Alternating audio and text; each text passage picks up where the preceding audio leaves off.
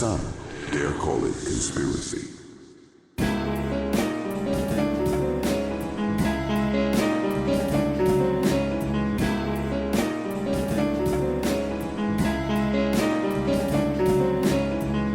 Welcome to Some Dare Call It Conspiracy with Brent Lee and Neil Sanders. As the planet spirals into a fascist dystopia, we thought someone really should keep a record of this decline, so that when the aliens are sifting through the ashes of civilization, they might be able to see where it all went wrong. This is The World According to Some. Or as all the hepcats are calling it, twats.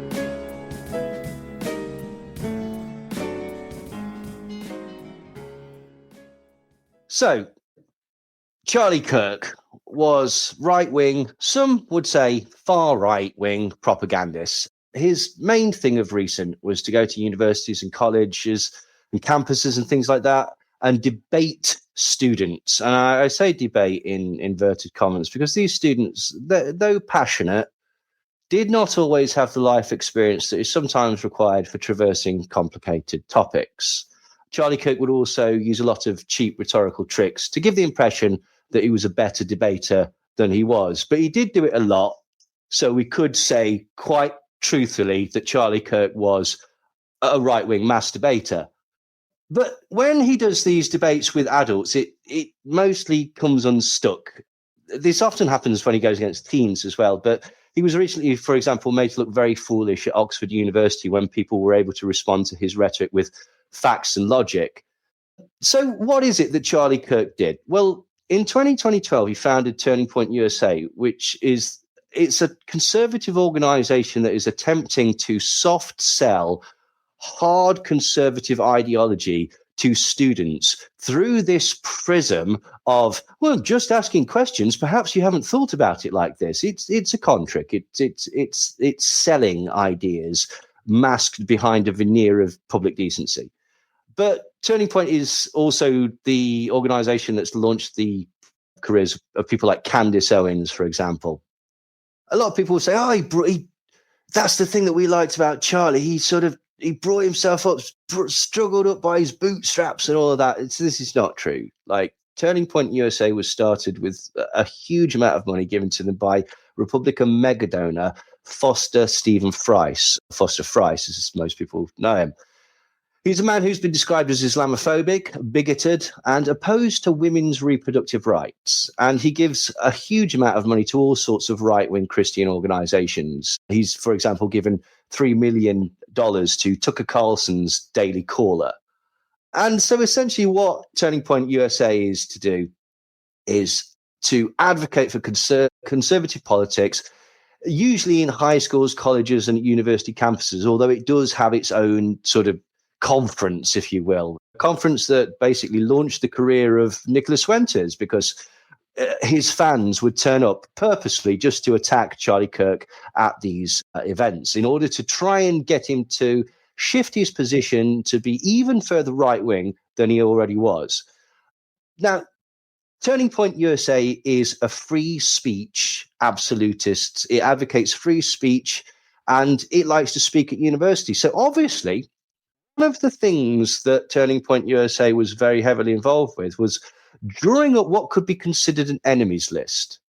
Did you know about this? Turning Point USA's professors list. Yeah. Sure. This is a free speech organization that decided that what they should do is draw up a watch list of people they thought were saying the wrong things. And in their own words, who discriminate against conservative students, promote anti-American values, and advance leftist propaganda in the classroom. Charlie Kirk and Turning Point USA have promoted the ideas of cultural Marxism, the idea of the Great Replacement theory, and he's made several statements that many have described as racist, transphobic, homophobic, xenophobic, and sexist. Now, on September the 10th, whilst attending one of these debate events, a video began to circulate that seemed to show Kirk being shot from a distance. I was doom scrolling on Twitter, as you do, and all of a sudden, it was flooded with people saying, pray for Charlie Kirk. And there was a fairly blurry video just about make him out. And there appeared to be a gunshot or a loud noise, and he sort of rolled back to the left. it was not long after that that a far more graphic close-up version was shown, which it is, it's very clear that something very wrong has happened to Charlie Kirk in this. Candace Owens, various people like that immediately started saying prayers, thoughts, and prayers. Tim Pool, who is an online far-right commentator, stated that he had personal contact with the hospital and that Charlie was actually stable, that they'd managed to get him back into a stable condition whilst in hospital. But this turned out to be not accurate. And this was reported in The Guardian. Charlie Kirk, the founder of the powerful right-wing youth activist group Turning Point USA and a close ally of Donald Trump, was fatally shot on Wednesday afternoon while speaking at a university campus in Utah. His death shocked the nation as members of both political parties expressed outrage at the killing. Spencer Cox, the Utah governor, called the shooting a political assassination, though a motive is not yet known, and the shooter remained at large on Wednesday night. Kirk was killed while speaking on the campus of a Utah Valley University near Salt Lake City as part of his American Comeback Tour. Details about the shooter's identity and motive are still unknown, but state authorities said that they believe that the incident was a targeted attack. Kirk was about 20 minutes into a presentation when a single shot was fired at him, the university said. Trump announced Kirk's death in a social media post and ordered all American flags to be lowered to half-staff in honor of the 31-year-old conservative youth leader. Trump wrote, "The great and even legendary Charlie Kirk is dead," adding, "He was loved and admired by all, especially me, and now he's no longer with us." The president, along with other prominent conservatives, was also quick to fan the flames of division by blaming the radical left political violence for Kirk's killing. In a speech at the Oval Office, Trump called Kirk one of the best of America and listed acts of violence that he attributed to the left, whilst omitting violence against Democrats, such as the killing of a Minnesota state lawmaker. He said, "For years, those on the radical left have compared wonderful Americans like Charlie to Nazis and the world's worst mass murderers and criminals. This kind of rhetoric is directly responsible for the terrorism that we're seeing in our country today, and it must stop right now," Trump said in his speech. Through the day, 2 suspects were separately taken into custody but ultimately released. One person detained at the scene, George Zinn, was deemed not to be a suspect but was charged with obstructing justice. A second person taken into custody was released after being interviewed. Neither had ties to the shooting, according to the university. The person he was debating had asked about if he knew how many mass shootings had involved a transgender shooter, to which Kirk responded. Then he asked how many mass shootings there had been in the last couple of years. And before he could even answer, we heard a gunshot and we just saw Charlie Kirk's neck turn to the side, and it appeared that he'd been shot in the neck. There was blood immediately. A lot of blood, Pitt said. After the shots were fired, everybody immediately took to the ground. We were just trying to stay hidden. Actually, these last words were to try and sort of disparage black people by saying, does that include gang shootings in that? So, that is not entirely accurate. So the response on Twitter was immediate. And one person who was remarkably sensible was David Icke, who tweeted out, "No one deserves this. I disagreed with him on almost everything, but violence is never an answer. The question, as always in these tragedies, is who benefits. They want civil war in America and Europe. It's closer than ever now, and so is tyranny. Unfortunately, that will be the response. Early reports say it was a professional sniper from some distance. It's exactly what you'd expect. You can think left or right, or you can be streetwise and think that the force, the cult, that works through both left and right, as always, the outcome will tell you everything." And we've discussed this before, like this is David working backwards. Like he knows what is happening because he already knows what the outcome is supposed to be, which is not a brilliant way to live your life. But never mind. Others also had thoughts. Candace Owens, who actually was a friend of Charlie, without Charlie Kirk, she wouldn't have had the career that she had. That's definitely true. She tweeted out, "Who called the hit on Charlie? We need answers." So immediately she's trying to say that this is a professional job. David Icke already said that basically reports indicate this was a professional hitman. It's like, what reports? Sorry, what is it that your knowledge of professional hitmen and snipers that indicates that something is amiss here? Some had even gone to 4D chess, Brent, already. Jamie Icke, who is the son of God, he tweeted out, "This was a professional hit. The old man they arrested was a decoy to take away from the looking for the actual shooter. So then you ask the question, who benefits from this?" Now, other inquiring minds were prepared to go even deeper down this particular mind experiment. Leilani Dowding, she tweeted out, "What would a professional do if they wanted to make it look like an amateur?"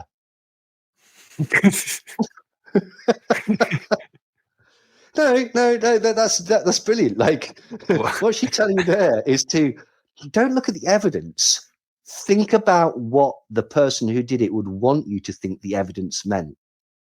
It's not batshit when you say it like that. Someone responded to her and said, because he thinks that maybe she's on something, a hitman would not be seen and disappear. There would be paid distractions in place. Look over here and not where I am. Trajectory will prove, in my opinion, the hitman was near and on the steps with a very advanced military weapon. And Leilani Dowding responds, there were distractions. People were confessing and acting as decoys. And so this is the beginning of two immediate conspiracy theories that have risen within essentially seconds of the announcement of Charlie Kirk's death, that it must be a professional hit, and that the apparent shooter, who seemed to be using some sort of a rifle from a distance away, they weren't the actual shooter. Now, when they're talking about distractions in the crowd, this is a reference to George Zinn. George Zinn is a man who made a scene at the campus just after Kirk was shot. And he said, and I quote, "I shot him, now shoot me," to the officers that were trying to arrest him. And when asked by an officer where the weapon used in the shooting was located, he responded, "I'm not going to tell you," according to the documents. So this is obviously a very disturbed individual, but the internet seized on this straight away because he was arrested and was shouting that he'd done it. So immediately everybody thought that George Zinn was the actual culprit. And the internet went absolutely wild, pointing out two things about George Zinn. That he had the look of a typical leftist, crazed Antifa type person, which I'm not entirely sure what that means by any suggestion. And others pointed out that he looked Jewish, and I know exactly what that means, and it's disgusting. Then David decides to jump into this. David Icke decides to jump back into the foray, and he swings for the fences with some wild speculation. He actually reposts this, but because he's reposted it, just agree with it. This is from a man called Ian Smith Sr., Ian Smith Fitness. No idea who this guy is, but he confidently states, there is absolutely no doubt that Charlie Kirk was killed by an intelligence-grade assassin. This was not a crazy leftist or some random civilian. A well-placed shot from 200 yards out, down angle from a rooftop, directly in the neck. Precision like that doesn't come from a protester with a grudge. It comes from someone who's drilled this 1,000 times under military glass. Whoever is behind this was a highly skilled marksman who had logistic support and funding, and with a well-executed retreat plan. Absolutely nothing feels right about this. Expert military analysis there from Ian Smith, who appears to work in fitness. So anyway, that's what David Icke was leaning towards. Immediately, though, a lot of people on the right started to foment the anger that Trump had tried to stoke, essentially. Matt Walsh, who's a commentator on the internet, tweeted, the entire right has to band together. Enough of this infighting bullshit. we're up against demonic forces from the pit of hell. They're killing us in our churches. They tried to kill our president. They killed Charlie, one of our greatest advocates. Put the personal squabbles aside. And, thank God he's not being melodramatic. But David Icke responds to this by saying, that's the script. Get behind Trump, support him, whatever. Forget the Epstein files and the Trump letter. Don't ask who benefits from what happened to Charlie Kirk. And this is interesting because this is pretty much the only mention of Epstein that the conspiracy world seem to want to touch on. What David's suggesting there is that the press was all over what was known as the Epstein birthday book, which was a book that was sent to Jeffrey Epstein on his 50th birthday that was full of creepy photos and jokes and poems and notes from people such as Bill Clinton and Donald Trump. Specifically, there was a poem which Donald Trump has denied existed, then claimed was fake, then claimed wasn't his signature. And it transpires that it is real. It is his signature by the looks of it. And it has the outline of a woman. And it appears to be, and the signature is there to be pubic hair on the outline of this woman. And it's a poem that seems to be about keeping delicious secrets with Jeffrey Epstein, one of the world's most notorious pedophiles. The Clinton entry is even weirder. Have you seen it, Brent? It's a picture of Jeffrey Epstein on a beach giving children sweets and balloons. And then there's an arrow indicating that flash forward to 20 years in the future. And these same girls, now slightly older, are massaging a topless Jeffrey Epstein. And this appears to be a drawing that was drawn by Bill Clinton. No, I have not seen that. Well, there's this picture, right? No, seriously, the book is fucked up. It's really, really messed up. It's full of all sorts of things that, in hindsight, don't look good. Yeah, I've heard a bit about the book, but I didn't hear about that one. There's quite a few very, very strange things in there. But as David quite rightly points out, nobody's talking about that. Specifically, Alex Jones is not talking about that because let's imagine this is years ago. Obama is president, or George Bush is president, or Bill Clinton is president. And they are attached to being friends with one of the world's most notorious pedophiles that may well have, that died in custody whilst they were president. Alex Jones would be all over it. Cui bono? Who benefits? It looks like Donald Trump might have had Charlie Kirk killed to distract the people from the Epstein scandal, is the sort of thing that might have been said years ago. But no, that's really not what happened. Alex Jones basically says that the left did it. That's all he says immediately. He says it's obvious that this is somebody on the left. David Icke actually responds to him on Twitter. As always, the barely one-dimensional response from Alex Jones. No nuance, no shades of grey. Just buying the obvious and taking the bait from the very deep state he now pledges to fight because the left did it. Calm, clear heads are needed to see through the smokescreens to the truth and the research of all possibilities for what happened and why. Alex Jones will never have that calm, clear head, and that's why divide and rule is so easy. Now, although it very much looks like David Icke is being sensible here and asking for evidence, he's not. Whereas Alex Jones has already jumped to the conclusion that this is the left or somebody on the left or somebody that basically is an enemy that he can monetize in his quest against them, David Icke has already decided that he knows it too. And it's the cult. Now, just to remind people who David Icke thinks the cult are a bunch of Sabbatean Frankists, which is secret Jews that pretend aren't Jews, but actually are Jews in a way to demonize the rest of the Jews, but actually they're demonic reptilian aliens from the Draco constellation, which actually, when you say it out loud, is fairly sensible. But anyway, so David is not being is very sort of like disingenuous in his position of coming from a calm, clear standpoint.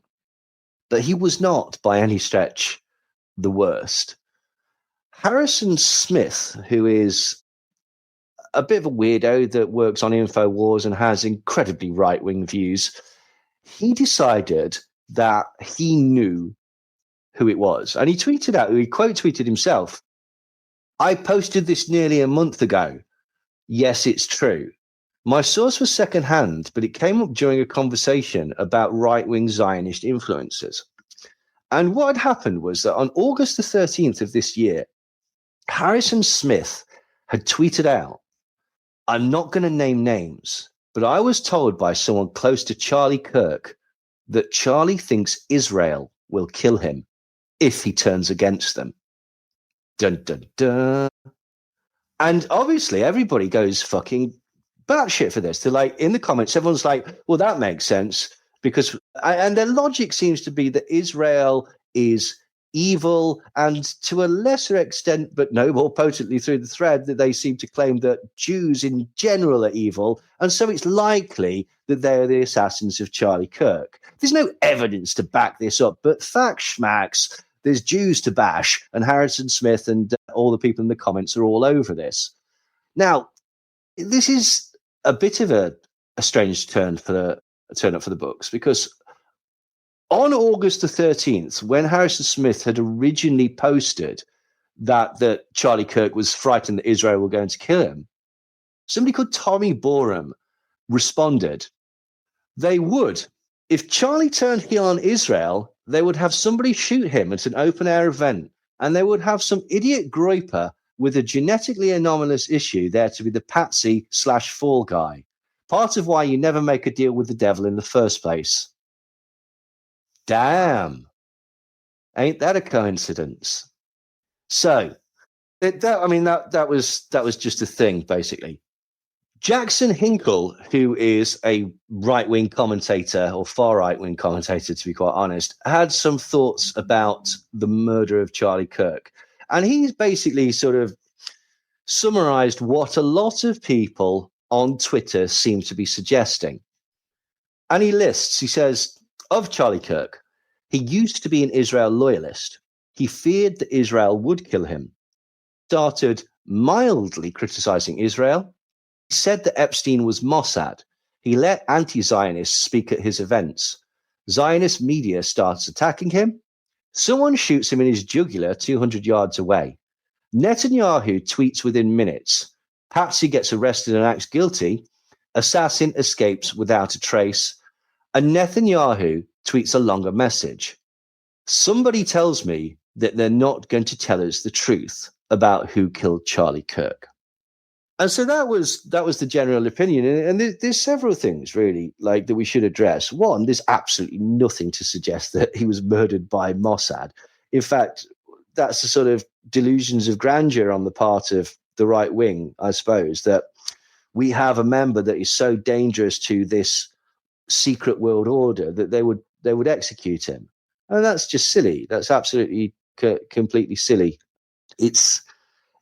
There's nothing to suggest that at all. And then this idea that he was a professional hitman, because, and I don't mean to be graphic, but people said that he hit him directly in the jugular, directly in the jugular, or the carotid artery, or whatever, which caused incredible fast bleeding. And it's like, are you suggesting that that's where the assassin was aiming? That's what I thought. you think that's the old technique, two in the neck. Like, don't be ridiculous. Like, it's far more likely that he was aiming either for his heart or his head, and it's just that's where he happened to hit. It's more likely that he got lucky with the shot, so to speak. I'm not saying hurrah, Charlie Kirk got shot. I'm saying that he probably just about missed him. Like, so all this nonsense about it being a professional assassin, it's like, yeah, go on. Wowers, David Icke, who lives in Ryde in the Isle of Wight. Tell us about all your knowledge of professional hitmen and assassins. Like, fuck off. Like, I guarantee The closest they've got is watching American Sniper or something like that. But suddenly again, everyone's a fucking expert on the internet. Oh, this is an expert. This is a hitman. This has all the hallmarks of an intelligence agency. If it has all the hallmarks of either a professional assassin or an intelligence agency, they're not a particularly good professional assassin or intelligence agency because they've already given away the game that it was them. Unless that's a double plot, like Leilani Dowding was saying, that actually it was an amateur who wanted it to look like a professional, so he made it look like it was by an amateur. Anyway, there was one person sensible, genuinely sensible, as all the shit was flying around. Mike Rothschild, fabulous journalist, friend of the show, ace guy, brilliant author. He tweeted out, "Don't be surprised if whoever killed Charlie Kirk has no coherent political ideology, didn't do it for any particular reason, and doesn't fall anywhere neatly on the left-right paradigm." And before anyone starts saying, well, yeah, but he's a Rothschild, obviously. He's got inside information. He's not that Rothschild. It just happens to be a name. Now, somebody else that decided that it wasn't Israel was promoter of Israel, Laura Loomer. Laura Loomer decided to jump on Twitter and point out, if you're posting that Charlie Kirk was assassinated by Israel, you have a mental illness. It's called paranoid schizophrenia. And I'm starting to doubt that Laura Loomer is a registered psychiatrist or psychologist, because she should know that you should never diagnose somebody from a distance like that. So at the very, very least, she's broken professional ethics there. Anyway, Ian Carroll, who is not a fan of Israel, shall we say, he decided to respond to her by picking apart the lack of logic in her thread and pointing out some salient facts that some people might not have known. Oh, no, he didn't. No, what he said was, "That's pretty ironic for you to be telling anyone about mental illness, Laura." And what that is a reference to is the fact that for some reason, Laura Loomer is not allowed to own a gun. Did you know about this? No. Laura Loomer is not allowed to own a weapon. Now, she claims and has claimed that she's being persecuted for her personal political beliefs. This is Laura Loomer that has been rumored to be quite close as a confidant of the President of the United States of America. Because of her controversial political beliefs, according to her, she's not allowed to keep a gun. Now, Milo Yiannopoulos interviewed her father, allegedly, and her father allegedly said that he had to section Laura against her will because she had an episode a couple of times, and that is why she's not allowed to have a gun. Now, in all fairness, apparently her dad has gone back on this interview. And it's very difficult to know what the actual story is, because every single person involved in that is a liar. But let's not get bogged down in that. So, Ashton Forbes, who I've got no idea who he is, but he's some sort of right-wing rabble-rouser on the internet, he's pretty pissed off with Ian Carroll because Ian keeps saying that it's definitely Israel. And he responds to Ian, said, "I mean, you did invent a completely fictional narrative, not based in reality, to take advantage of the death of a man. That is pretty fucked up, dude." Which seems to be accurate. However, Ian Carroll responds, "Watch my stream from yesterday. I go through the evidence and trying to make sure we have the whole picture when a major political assassination takes place is not trying to take advantage of the death of a man." But it is. It absolutely is. And he doesn't so much go through the evidence as looks for possible reasons why it might be Israel. And it's very interesting, so we're not going to go through with that. But he was not the only person making this claim. Max Blumenthal, who apparently is a journalist, but is essentially a right-wing lunatic, he went on, and this is always the place to go when you've got serious groundbreaking news about the assassination of a political commentator by a foreign nation, which would be essentially an act of war, the best place to break this news is on the podcast by comedian Tim Dillon. And so that's where he went, because that's how you know he's a serious journalist. I thought you were going to say Fresh and Fit then. Well, nearly. It was either going to be Fresh and Fit or him or Theo Von, for crying out loud. But no, he went on Tim Dillon, and Tim Dillon basically gives credit to Max Blumenthal, who's saying that Israel did it. He says that Max Blumenthal said that the Trump administration officials told him that it's possible Israel had Charlie Kirk and the FBI is covering it up. And Tim Dillon says that Max Blumenthal is credible by saying, you're a reporter. You're not a nut. You're not a crazy person. You grew up in Washington, D.C. You have connections to a lot of these people. You have sources, which is not true. But anyway, let's just have a look at that. Like, apparently that someone in the Trump administration told Max Blumenthal, a journalist, that Israel had Charlie Kirk killed, and the FBI is covering up the fact that Israel had Charlie Kirk killed. Why? What? Right. Okay. Fair enough. And again, it all depends on people going, that is exactly the sort of thing that Israel would do. And it's just silly. Alex Jones, who never wants to be left behind with any possibility for making money, now starts saying on Twitter, that shot was taken by a professional. An expert analyzes Charlie Kirk, assassin sniper spot, and the line of sight. And so he's already suggesting, again, because that's the current mood, is that there's no way an amateur made this shot. There's absolutely no way that it wasn't a professional. And again, it boils down to two things. One, because they kind of want it to be a professional because, ooh, isn't that exciting? Dave the Jackal, ooh, La Femme Nikita, stuff like that. And two, because that would inflate the importance of Charlie Kirk to a level beyond what is reasonable. But then a new angle starts to be introduced into the conversation. Somebody from the ATF leaks an idea that there is pro-trans rhetoric engraved on the bullet casings that have been found at the scene.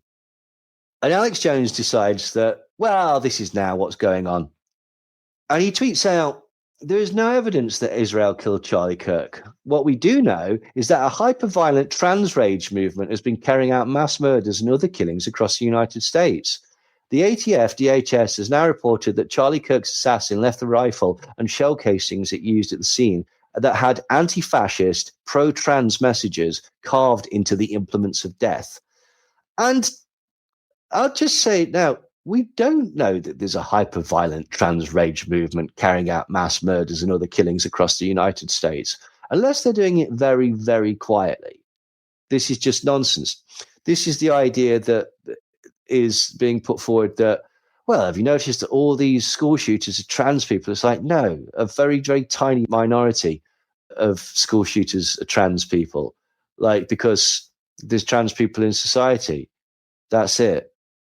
And it's despicable that people would try and make that argument, because essentially what you're doing there is helping the murderers of children by downplaying other ideologies and other reasons for it and pretending that this is the reason. You're delegitimizing the deaths of so many children because you want to hate trans people. Is it really worth it? Is it? Anyway, so Alex says that it's a satanic leftist trans cult, and where he's got this from is anybody's fucking clue. But he repeats it a lot, that it's a satanic leftist trans cult. David Icke actually responds to Alex's tweets and says, don't know who killed Charlie Kirk, and we won't know even after every arrest until all the credible evidence is presented, questioned, and pored over, and not just accepted because the authorities say so. Jones says here that any good rifle shot could have hit Charlie Kirk a one-shot fatal blow from a distance. But then he talks about the wind and head movement, saving Trump and Butler, yet there were multiple shots. Why would the deep state use a bit of a kid in Butler when they have highly trained snipers on the payroll if they really wanted to kill him? But with Kirk, Someone clearly did want him dead. The question is who? The deep state and MAGA media want it to be someone on the left. And it may be, but it may not be. Or someone might be set up to take the blame. All these possibilities need to be asserted by an open mind and not a preconceived idea that suits the narrative. Also, it's space aliens from the Draconian constellation disguised as secret hidden Jews. He didn't put that bit in, but that was the strong subtext that I got from that particular tweet. So, Jamie Ike is also fairly incredulous to this sudden change of the narrative. Tweets out, important reporting here from Stephen. If this is more trans terrorism, we must bring ruthless vengeance down on these savages, but more confirmation is needed. And this is because Stephen Crowder, another right-wing rabble-rousing wanker, has put out that, it's trans people, it's definitely trans people. And Jamie Ike, who doesn't buy this, says, so, a professional trans hitman. And I'd just like to point out that that's being transphobic, even in his attempt to sort of say that it's probably not trans people. Because the idea that a professional person who happens to be trans, fuck off, Jamie. I'll bet there's loads of really good professional hitmen out there that are trans. The fact that your mind goes to immediately excluding the possibility that this professional hitman could be professional because they might be trans. That says something quite disturbing about you, young man. Anyway, Alex Jones plods on. Breaking analysis. Was Charlie Kirk assassinated by Mossad for changing his allegiant position on the Israel-Hamas war? Dale Comstock and Harrison Smith join Alex Jones to speculate/debate the case for an Israeli intelligence hit job. However, the actual evidence on the ground indicates another trans cult terrorist. Speculate is the best word in Well, what gets me as well is like Alex Jones is clearly like, well, we need to hedge our bets here so that later I can say I was definitely right. Even though thus far he said it's a professional hitman, his organization has said it was definitely Israel because Charlie Kirk had received threats. He said that other people have said that it was a professional hitman. And then he's also said that it was a satanic trans cult. So he's made what, 4 or 5 different predictions? Will it be awful if not a one of those turned out to be right? Well, let's see what happens. So anyway, Alex goes on InfoWars. And big thanks to Knowledge Fight because they did an excellent episode on this particular bit. Alex says that this satanic trans cult is part of John Podesta's battle plan. Yes, yes, I know. It's scary, Brent. Like that, like you're right to respond like that. Now, what this is a reference to is, according to Alex Jones, John Podesta published a battle plan that was leaked for some reason just prior to Trump's second term. And it was a plan to oust Trump if he got elected in 2020, when Biden got elected, by using a series of violent acts, riots, and assassination attempts. I got a couple. This can't be real. This can't be real. Well, I mean, there is a document that contains John Podesta's name. It's called the Transition Integrity Project. Okay, and what happened was in 2020, this committee got together and launched this. They did like a sort of tabletop gaming exercise. The Transition Integrity Project was a series of political scenario exercises in the United States at the beginning of June 2020, involving over 100 current and former senior government and campaign leaders, academics, journalists, polling experts, and former federal and state government officials. The exercises examined potential disruptions to the 2020 presidential election and transition. The TIP is not an organization, but rather a short-term project run under the auspices of the organization Project Democracy. And this is from their website. August 2020, TIP released a report outlining its findings and recommendations. The report stated, we assess that the President Trump is likely to contest the result of the 2020 election by both legal and extra-legal means in an attempt to hold on to power. Recent events, including the president's own unwillingness to commit to abiding by the results of the election, the Attorney General's embrace of the president's groundless electoral fraud claims, and the unprecedented deployment of federal agents to put down left-wing protests underscore the extreme lengths to which President Trump may be willing to go in order to stay in office. Now, having lost the popular vote and failing to secure the 270 electoral college votes required to win the presidency, Donald Trump, as this report suggested, claimed widespread fraud, and he ordered his legal team to file dozens of court cases. And to this date, they won one. 59 were dropped by its own attorneys or dismissed by courts before the evidence was even presented because they were frivolous. So, nowhere in it does it suggest riots, murders, and political assassinations. What it suggests is we think that Trump might try and do some shit to claim that the election was fraudulently stolen from him. And I don't know whether you remember at all, but Trump very much fraudulent shit to imply that the 2020 election was fraudulently stolen from him. In fact, even Alex Jones promotes that idea still. And so that was what it was about. And John Podesta he didn't lead it. He was just one of the numerous people that were consulted about it. But Alex Jones has decided that there's this thing now called the Podesta Battle Plan, which is to use gay people, black people, and trans people to foment riots, murders, and political assassinations. He then does something really, really, really despicable. On InfoWars, Alex Jones begs Turning Point USA to finance him. He says that he will carry on doing the college tour that Charlie Kirk did because he's not afraid of being assassinated.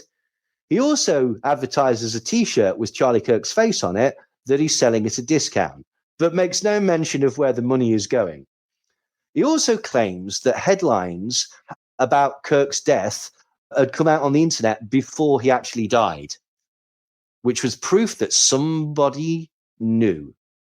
Now, let's just start with the fact that he's willing to jump into he's claiming this guy's his friend, although there's no evidence of that. But he's willing to jump into his friend's grave immediately and take all the money and take all the clout and essentially, usurp his hard work.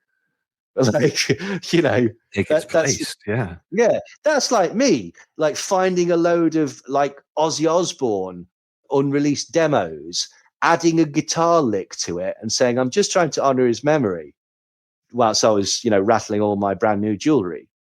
Like that's bullshit. And then to take that even further by exploiting his death by putting his face on a T-shirt. Also, I don't know whether you've been watching InfoWars on Twitter.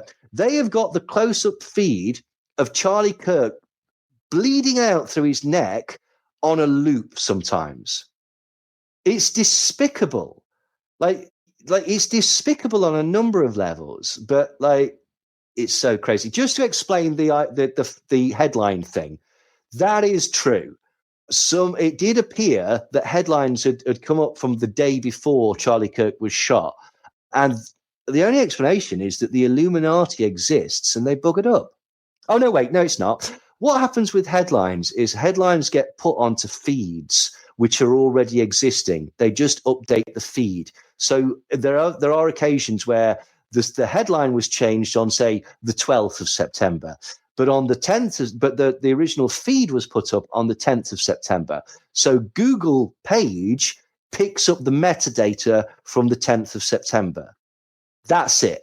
It's not sinister. It happens all the time, basically.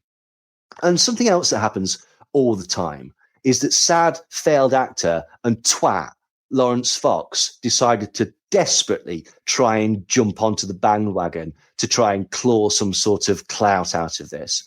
And he tweets out, "The anti-fascists are the fascists," which is nonsensical. He goes on to say, "Transgenderism is a dangerous mental illness. Bullet casings from the older model 3.0 caliber hunting rifle were engraved with wording in support of trans and Antifa ideology," the Wall Street Journal has reported. So, grift away, Lawrence, because you're going to need the money for all these ongoing court cases. But at this point, the disinformation really begins to fly. And somebody points out that though the ATF have come out all hot and heavy in saying that this is definitely trans violence, the likelihood is that the pro-trans rhetoric written on the bullet casing was TRN. Now, we're about to go on a bit of a journey here, but do you know what TRN might refer to? Wasn't it? I did watch a little bit of this, and I'm pretty sure it's something to do with the manufacturer.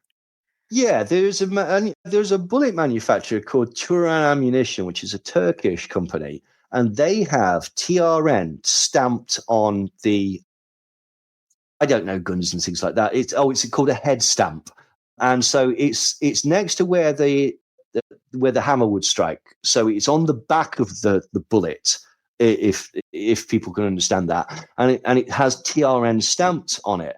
And so it seemed that, people have jumped the gun with this. That seems to be a far more reasonable explanation than pro-trans stuff written on the bullet. But there is a problem with this. Do you want to know what the problem with this particular theory is, Brent? Hit me. Turan do not make a 30-06 bullet. So that was not the real explanation. That this idea that TRN, referring to Turan ammunition, was the pro-trans rhetoric that was on the bullets, that can't be the case, because they do not make that particular type of bullet, as far as I can find. So at this point, we simply don't know.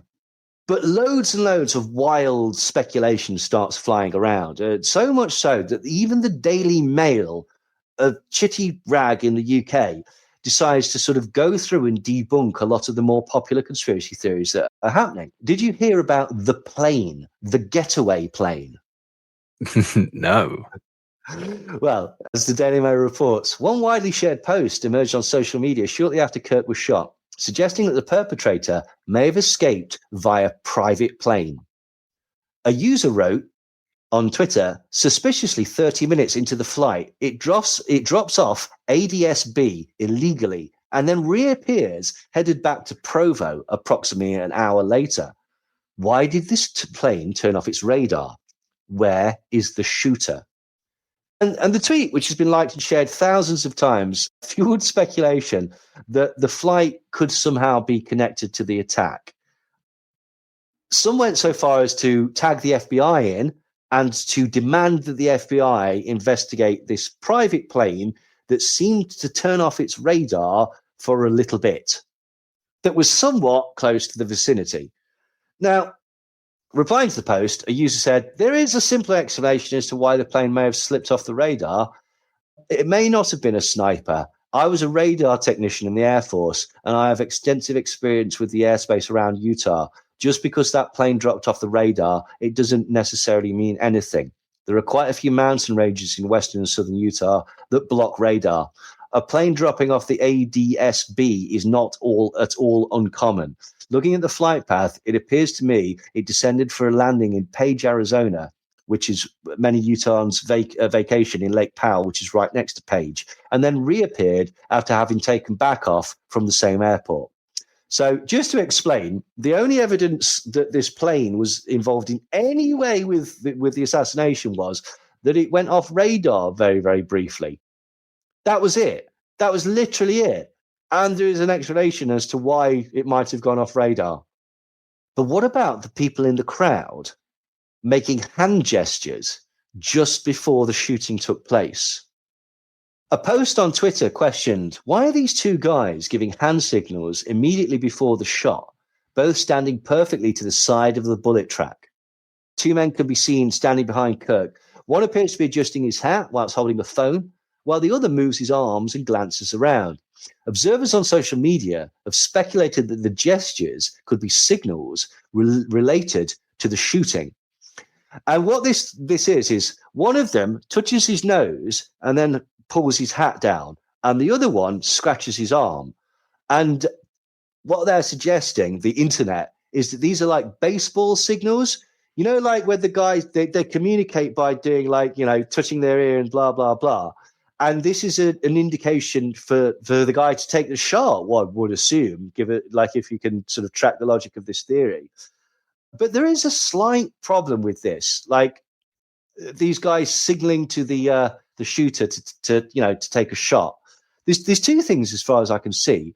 One, if he's looking through his scope, would he be able to see those two people? And two, if you were to be signaling that this person, please shoot this person right now, would you stand behind him? Now, you could say, well, they're slightly off to the right and off to the left. I'd want to be more than slightly off to the right or to the left if I was arranging for the person in front of me to be shot to death, particularly from a distance of 200 meters or yards or whatever it was. So, but that wasn't the strangest theory that was floating around. There was one that is simply titled sometimes on Twitter, Bush Sniper. A social media user shared footage of the top floor of a building overlooking the tent where Charlie Kirk was speaking, insisting that there was a thin figure there who was disguised as a bush. The post says, "Does this bush look suspicious to you? It lines up directly to where Charlie Kirk's tent was." I was very hesitant to post this until I got other opinions on the matter, but I spent hours going through photos and videos until I saw this. And he genuinely thinks that there might have been a person there who was camouflaged to look like a plant, a pot plant. Now, this was supported by grainy footage of a pot plant hightailing it to a car shortly after. No, it wasn't, obviously. It's a fucking plant. It's a plant. One of the stranger ones was that apparently Charlie Kirk's ring moved from finger to finger as he was shot. The theory suggests that the footage must be faked or in some way AI because, as one user questioned, why did Charlie Kirk's ring visibly move from his ring finger to his pinky finger after the bullet impact? Another person said, I watched Charlie Kirk's ring switch fingers as he was falling backwards. Explain that one. But one commentator refuted this, saying that this is a result of technicalities of video footage and camera settings. There were two more people that were accused of being the assassin. The person who was stood to the left of Charlie Kirk, as you look at the stage, who seemed to be doing something with his arm and then jumped just after the shot. There was also footage of somebody who appears to be stood just to the right of the stage, who appears to tug on his shirt sleeve just as Charlie Kirk is shot. And although he's not looking at Charlie Kirk, people have suggested that what he's doing is shooting him from close range using a hidden palm pistol, which is a pistol that fits in your hand. And then the barrel protrudes out through the fingers of your closed fist.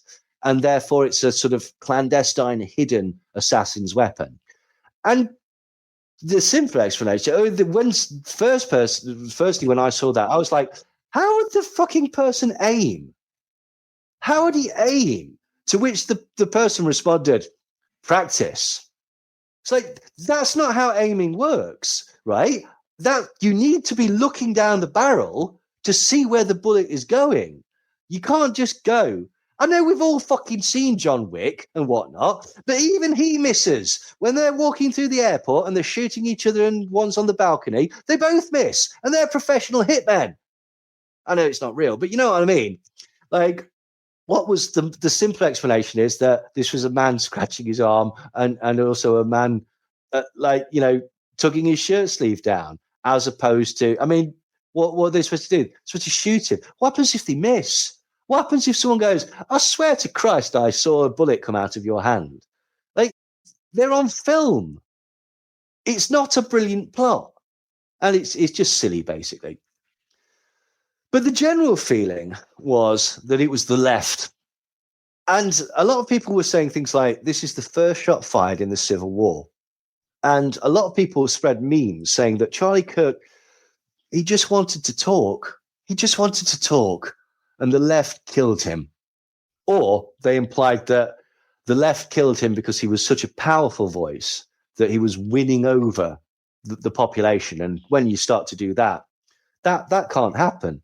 Because can you imagine what would happen if, like, someone like Charlie Kirk won over conservative voices? Well, some point in the future, we might have a Republican president. Oh, no, wait, that doesn't make any sense, does it?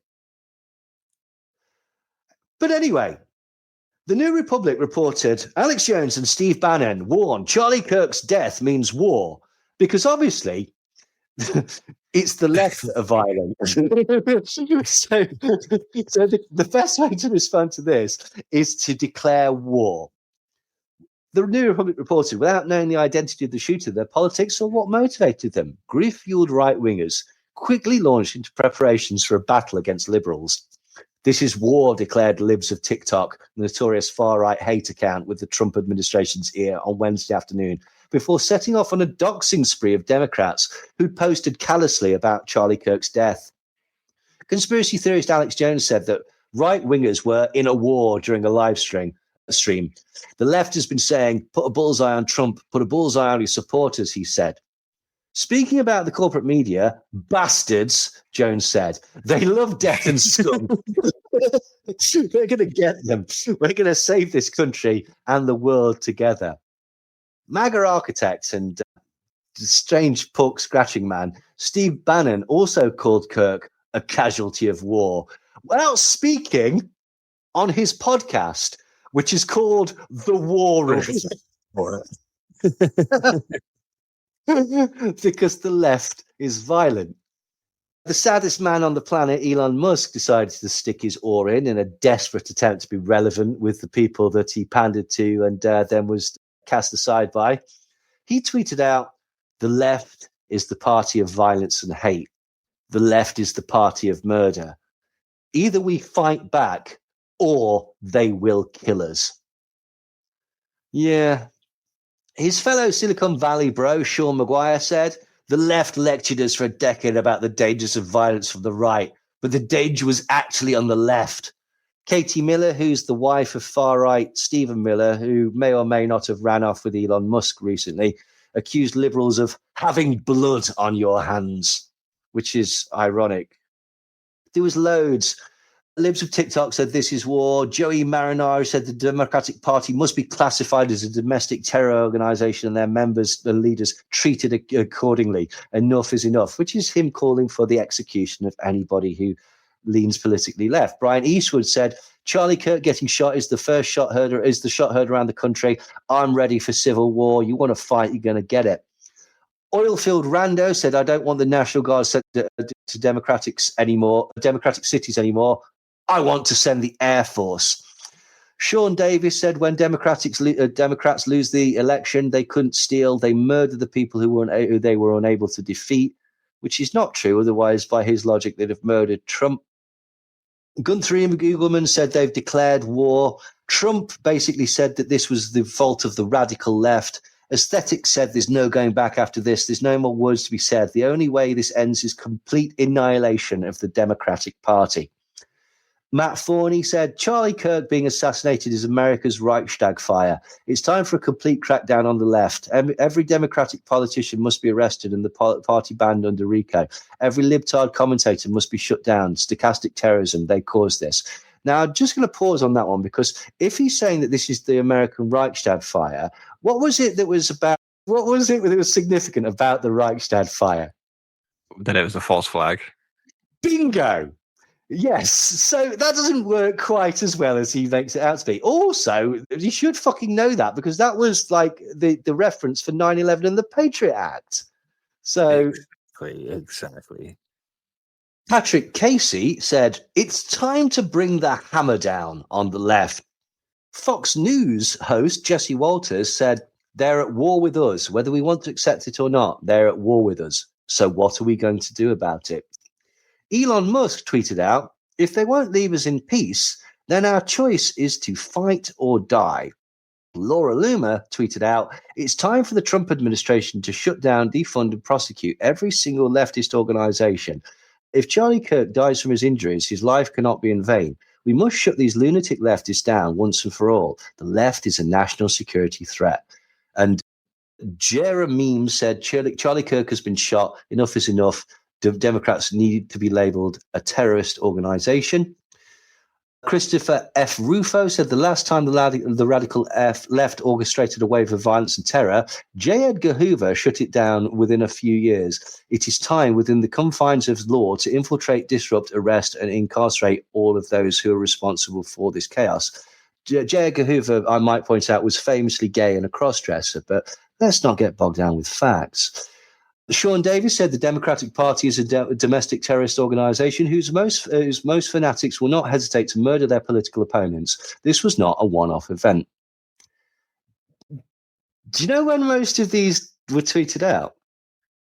I'm going to guess not even 24 hours after his death. No, yeah. All of that was on September the 10th. All of that is before. I noticed some of those tweets were saying if he dies. Yeah. Yeah, like Laura Loomer and that. But yeah, this is crazy, basically. That was interesting how one bullet, like the whole of the left is responsible for one bullet. Apparently so. And this is the point, isn't it? Like, but if Alex Jones is believed, there's a satanic trans death cult out there. And some people pointed out that this was just simply not accurate. There was a blog post that was Substack, that was put out by Zetio.com that pointed out that none of this rhetoric was actually accurate. And they said, here are the actual facts for people with conveniently short memories. The man who targeted and killed Democratic state lawmaker Melissa Hortman and her husband Mark in their home in Minnesota in June of this year was a Trump supporter. The man charged with the attempted assassination of Pennsylvania's Democratic Governor Josh Shapiro in April was a Trump supporter. The man convicted of orchestrating a series of shootings at the homes of 4 Democratic elected officials in New Mexico in 2022 was a Trump supporter. The man who tried to kidnap then Democratic House Speaker Nancy Pelosi and assaulted her husband Paul in 2022 was a Trump supporter. The men who wanted to hang Mike Pence on January the 6th, 2021, were Trump supporters. The man who killed the son of Obama-appointed District Judge Esther Salas in 2020 was a Trump supporter. The men who were convicted of trying to kidnap Michigan's Democratic Governor Gretchen Whitmer in 2020 were Trump supporters. The man who sent pipe bombs to the homes of Barack Obama, Joe Biden, Hillary Clinton, and other top Democrats in 2018 was a Trump supporter. The man who killed left-wing activist Heather Heyer after driving his car into a crowd of counter-protesters in Charlottesville in 2017 was a Trump supporter. The blog goes on to say, there is no equivalent or even similar list of Obama or Biden supporters who have carried out murders, attempted murders, or violent attacks against Republicans or conservatives in recent years.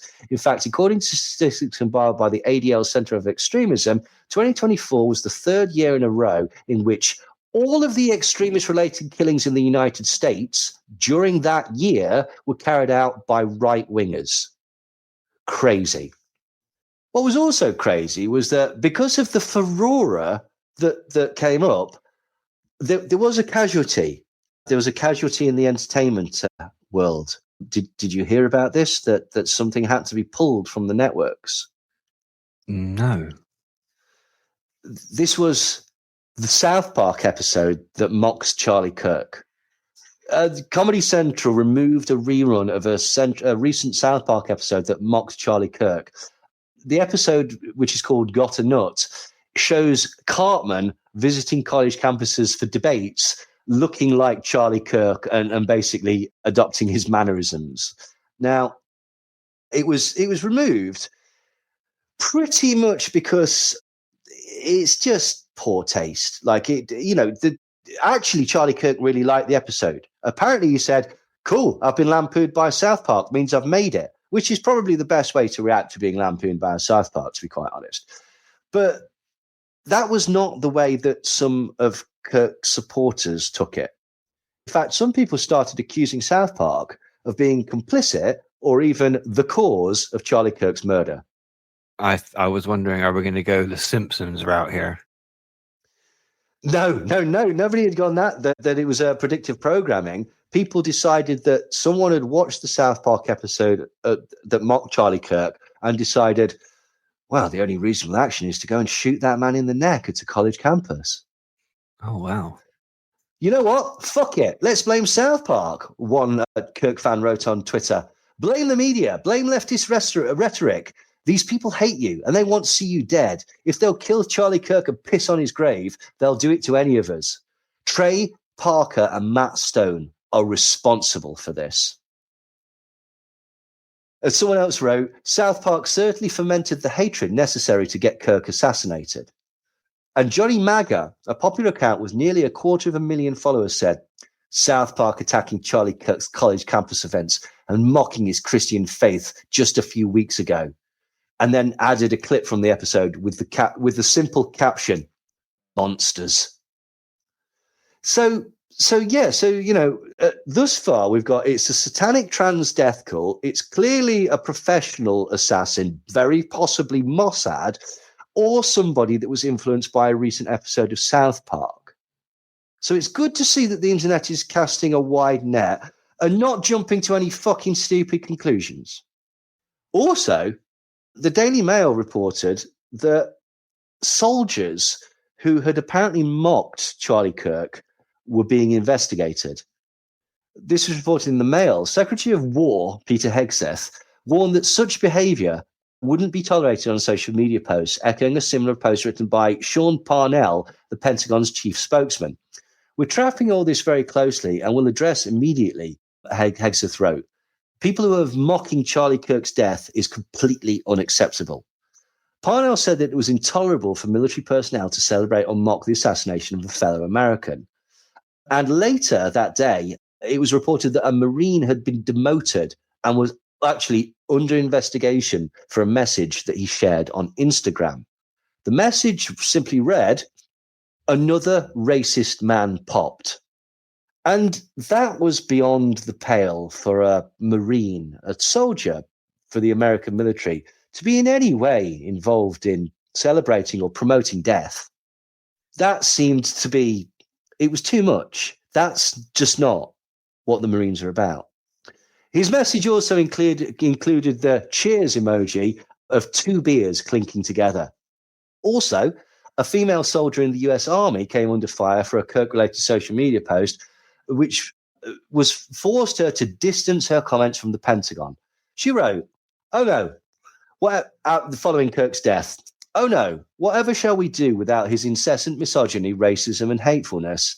She was then doxxed by fans of the free speech absolutist Charlie Kirk, who insisted that she lose her job. And she responded, I apologize that so many of you misconstrued my statement as a call to violence, as a representation of the DOD. These views are not representative of the DOD. These views are just what supply we are losing with the passing of conservative. That doesn't make any sense, but she apologized. But also loads of people got sacked. The American football team, I believe, the Carolina Panthers, fired a junior employee over insensitive posts he made regarding the murder of Charlie Kirk. Charlie Rock, who worked for the Panthers football communications coordinator, had been dismissed by the team over the alleged posts on Instagram. The Independent reported an ever-growing list of workers across the country are being removed from their jobs or facing sanctions for praising Charlie Kirk's assassination.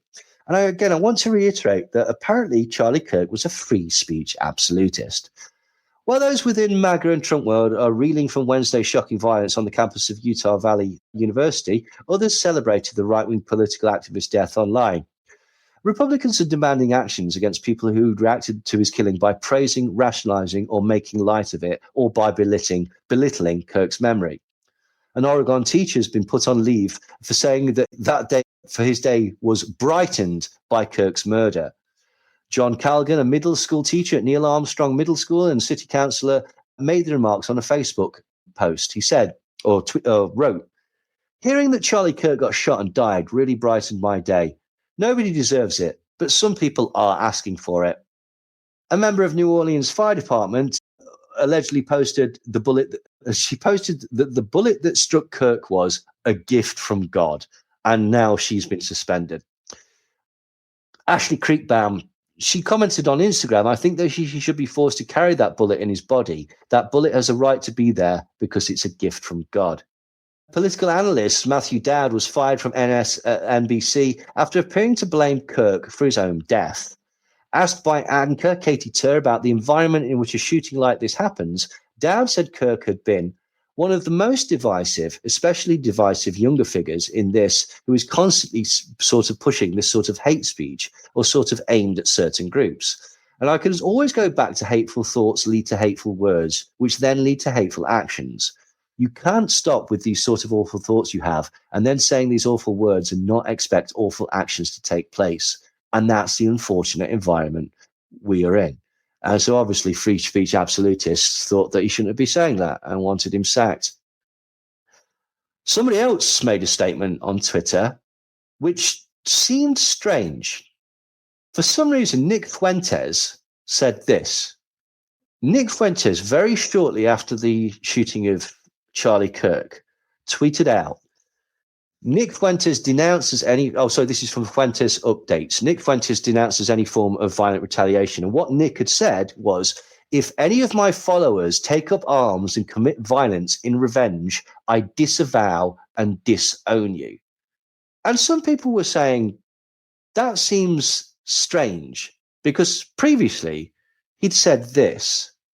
There, Charlie Kirk saying, oh, I'll hear you out in Israel, but I'll basically do propaganda on their behalf. It's not good enough. You got to go, dude. You got to go.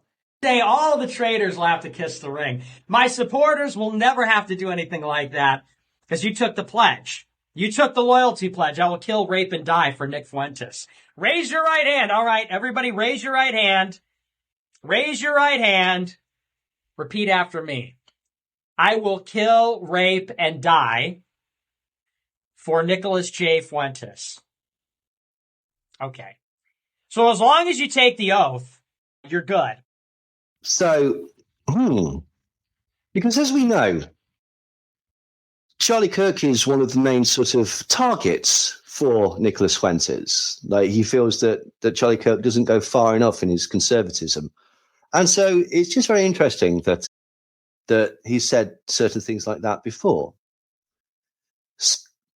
On the 12th, the FBI announced, through Sky News, the FBI director stated in a social media post that a suspect in the Charlie Kirk killing had been caught, but no such event took place. And this is a reference to the second person that was caught. So not the guy that was screaming, I'd shot him, not the Zin guy. It wasn't him. It was the second guy that they'd arrested. And Kash Patel went out on Twitter and announced that the suspect was in custody.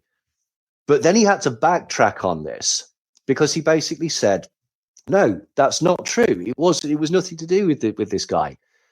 A lot of people basically were very, very highly critical of Kash Patel because he's like, isn't the FBI supposed to do two things? One, keep its cards close to its chest in an investigation like this. And two, get things fucking right. And he just certainly hadn't. But it was all right. It was okay, Brent. Because 4chan was on the case. And somebody called Spinach Bra, tweeted out, ladies and gentlemen, 4chan may have found the Charlie Kirk killer. And then they named this person. We may want to bleep this out, I don't know, but they named it. Member of the Democratic Socialists of America, look at the shoes. And they'd found, there was a picture that was released of the apparent assassin of Charlie Kirk, and he was wearing Converse Chuck, what's they called? Chuck Smiths, are they called? Yeah, just Chucks. Chucks. So he's wearing some like red or off-red Chucks, and there's a picture of this guy from the Democratic Socialists of America who's also got these shoes. And obviously, he's a Democrat, so must be violently opposed to Charlie Kirk. And the comments on Twitter and on the thread on 4chan were full of people doxing this person and suggesting violent retribution that was going around. Was that, why the hell have they even got an FBI? The FBI has literally just come out and had to say that basically, oh, sorry, we thought we got the right person, but we hadn't got the right person. And it's embarrassing. Why do they even bother? Because we've got 4chan. The internet The internet is superior. The internet never forgets. The internet always wins, right? Okay. And they'd found the killer before the FBI. Now, somebody pointed out that called Rusty Bullet Hole said, first 4chan said that it was that Omar tranny. Then they said it was the Sky Valdez kid. Now this is pointless. And so they pointed out that already, excuse the T-slur there, but already 4chan had named 3 people. And 2 of them can't be correct because they've now found a third one. And so he's suggesting that maybe 4chan was not the best. Yeah. Now, that name that was mentioned, you might notice that that's not the person that was taken into custody. So 4chan didn't get it right, but they were really screaming for this person's blood. And that, I suppose, is why they don't, replace the FBI. That's one of the reasons, anyway, that I could see. But the FBI was taking heat. Kash Patel was being lampooned, essentially, for his response to the shooting and his handling of the manhunt. Patel stumbled in the early hours after the shooting when he indicated on X that a suspected shooter was in custody, before it later turned out that the killer was still at large. Even after a suspect, Tyler Robinson, was apprehended, Patel continued to get heat over his leadership and his candor. I'm grateful that Utah authorities have captured the suspect in Charlie Kirk's assassination, and think it's time for Republicans to assess whether Kash Patel is the right man to run the FBI, anti-DEI crusader Chris Rufo posted on X on Friday morning. He's performed terribly in the last few days, and it's not clear whether he has operational expertise to investigate, infiltrate, and disrupt the violent movements of whatever ideology that threaten the peace in the United States. Rufo added that many conservative leaders he's talked to are not confident in the current structure of the FBI. Former Trump advisor Steve Bannon, speaking on Bannon's War Room immediately after a law enforcement press conference revealing details about Robinson and his family had happened, expressed annoyance as speakers at the event offered kudos for the investigation and the arrest of Robinson. Bannon said it appears the kid had said something to the family. The family confronted him and the family termed him in. I'm not seeing the great law enforcement work, Bannon said. They all came together, I got that, but this was not great law enforcement work. Utah Governor Spencer Cox said that Robinson's family member reached out to a friend who then contacted the Washington County Sheriff's Office saying that Robinson had confessed to them or implied that he had committed the incident. So the FBI has now messed up a couple of times. The first thing they did was they basically said they had a suspect and then had to backtrack and release the suspect. And then the second thing that they did was they implied that the suspect had now been caught due to FBI investigation and sound police work. But it transpired that had not happened at all, that they had no clue who the suspect was, and that he was apparently turned in by a member of his family. That's the story that is there at the minute. And so FBI Director Kash Patel is in a pickle. He's really, really struggling because he's messing this up. And it was about to get really, really sort of even more crazy. The Independent reporter, Tyler Robinson, the 22-year-old Utah resident accused of killing MAGA commentator Charlie Kirk, has been formally charged with aggravated murder. A press conference announcing charges against him, state prosecutors revealed text messages sent by Robinson to his roommate and alleged romantic partner in which he appeared to take responsibility for the fatal shooting.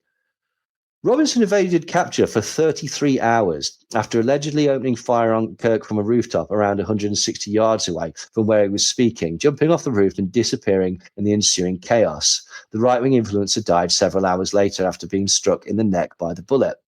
Robinson has been formally charged with aggravated murder and 6 other charges, including obstruction of justice and witness tampering. So, they're now suggesting that potentially intercepted messages might have something to do with him being caught. So this was all adding to the confusion. And they added a roommate who's a potential romantic partner. And so it was just, the waters were very, very muddy. Did you spot the thing that conspiracy theorists went absolutely apeshit for? No. Robinson evaded capture for 33 hours. Oh, I noticed that when I was reading about it, but I didn't even think about it when you said it. It just went straight over my head. 33, as the listeners may know, is a Masonic number. It's, once you get to 32nd degree Mason, there is a ceremonial degree called the 33rd.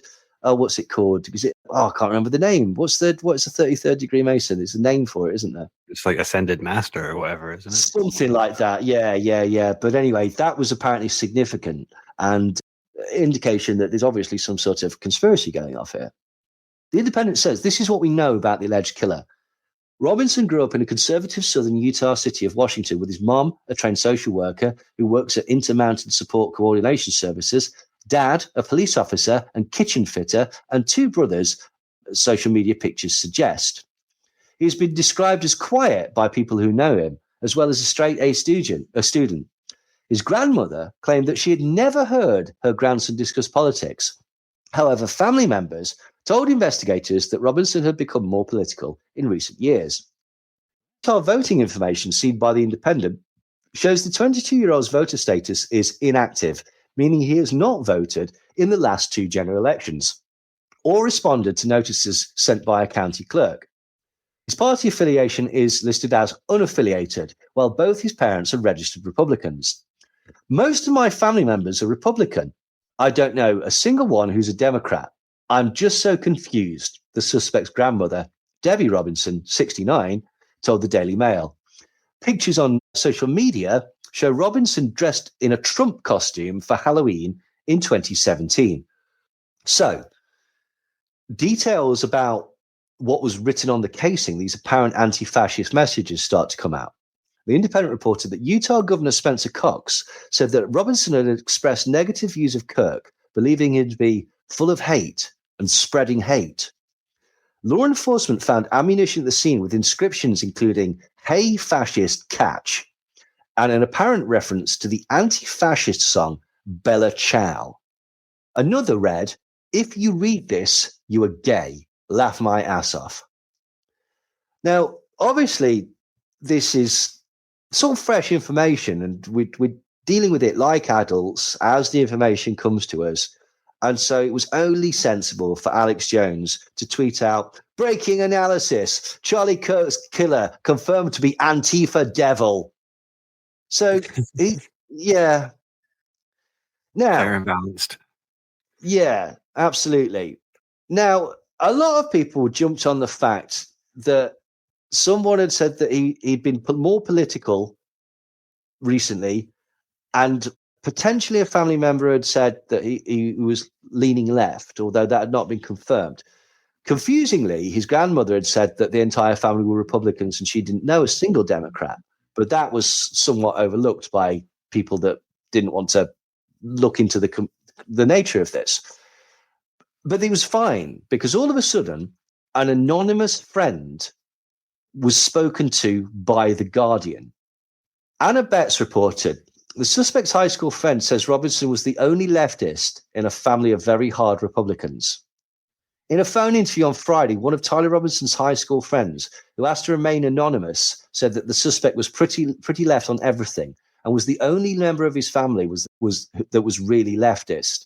The rest of his family was very hard Republican, the friend said. Around sophomore year, the friend said Robinson would become more extreme in his political views and would always just be ranting and arguing about this. That's pretty damning, isn't it? That's certainly makes it sound like somebody that's entrenched in leftist politics as a reaction to being brought up and surrounded by hard Republican rhetoric. You could certainly take that from it, but there was a problem with this particular interview. Do you know, or can you guess what the problem with this interview was? Well, anonymous friend, as opposed to what his grandma said. Yeah, and the person actually later claimed that he didn't really know Tyler that well, hadn't seen him for years, and was just sort of assuming. And so The Guardian retracted it, saying that the source couldn't accurately remember details. This article was updated on the 12th of September 2025 to remove quotes after the verified source who attended high school with Tyler Robinson said after publication that they could not accurately remember details of their relationship. But that was still being being pushed by a lot of people. That was seized upon. Even the governor of Utah used that as a way to express his ideas that this was definitely leftist. Only the Daily Beast seemed to pick up on the fact that Tyler's grandmother has said that the entire family was Trump supporters. But then a new theory started to emerge because people started looking at these things that were written on the bullets, and they were going, hang on, these aren't necessarily anti-fascists. Some of these are memes. And some of these are memes that are used by people that are in, say, Reddit chat rooms and 4chan and things like that. And that some of these could actually be connected to a group called the Groypers. Now, we've previously discussed the Groypers, particularly on our right-wing Razzle Stack ruckus, which people should go and listen to. But the Groypers are the followers of Nick Fuentes. Nick Fuentes, the half Mexican white nationalist. And they, as we've just previously said, they all vow to kill, rape, and die for Nick Fuentes. Who's their main enemy? Charlie Kirk. Do you know what the Vulture War was? I'm pretty sure we've discussed this previously. Yes, there's going against Charlie Kirk and supposed to be accosting him or at the university debates. Yeah, exactly, that sort of thing. The original Vulture War was in the fall of 2019. Charlie Kirk launched a college speaking tour with Turning Point USA, which was titled Culture War, and it featured himself, Rand Paul, Donald Trump Jr., Kimberly Guilfoyle, Lara Trump, and Dan Crenshaw. Fuentes began organizing a social media campaign asking his followers to go to Kirk's events and ask provocative and controversially leading questions about his stances on immigration, Israel, and LGBT rights to expose Kirk as a fake conservative at a Culture War event hosted by Ohio State University on October the 29th. 11 out of 14 questions were asked by Groypers, and their questions included, can you prove that our white European ideals will be maintained if the country is no longer made up of white European descendants? So that gives you an idea.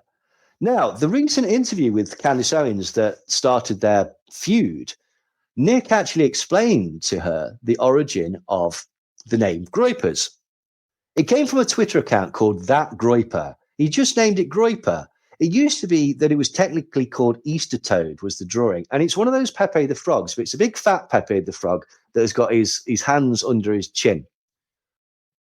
It's technically called Easter Toad, but then some Twitter users started calling it Groyper. And at that time, you know, people would personalize the Groypers, make them an avatar. So you'd have different themes and different personalities. And Groyper became synonymous with like a far right. Like a Groyper was like, this guy is painfully, obnoxiously far right.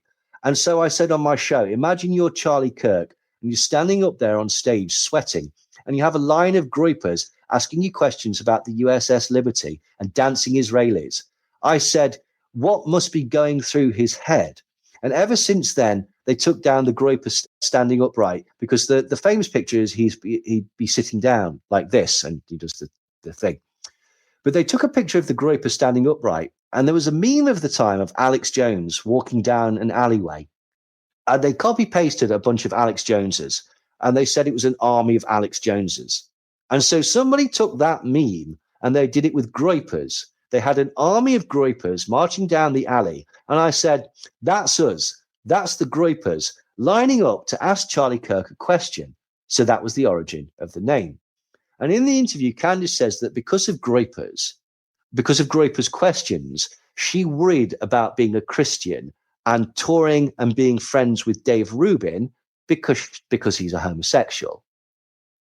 So that's sort of the point of the Groypers. The Groypers, and it works apparently because Candace has decided that she's not friends with David Rubin, or she at the very least questioned it because he's a homosexual.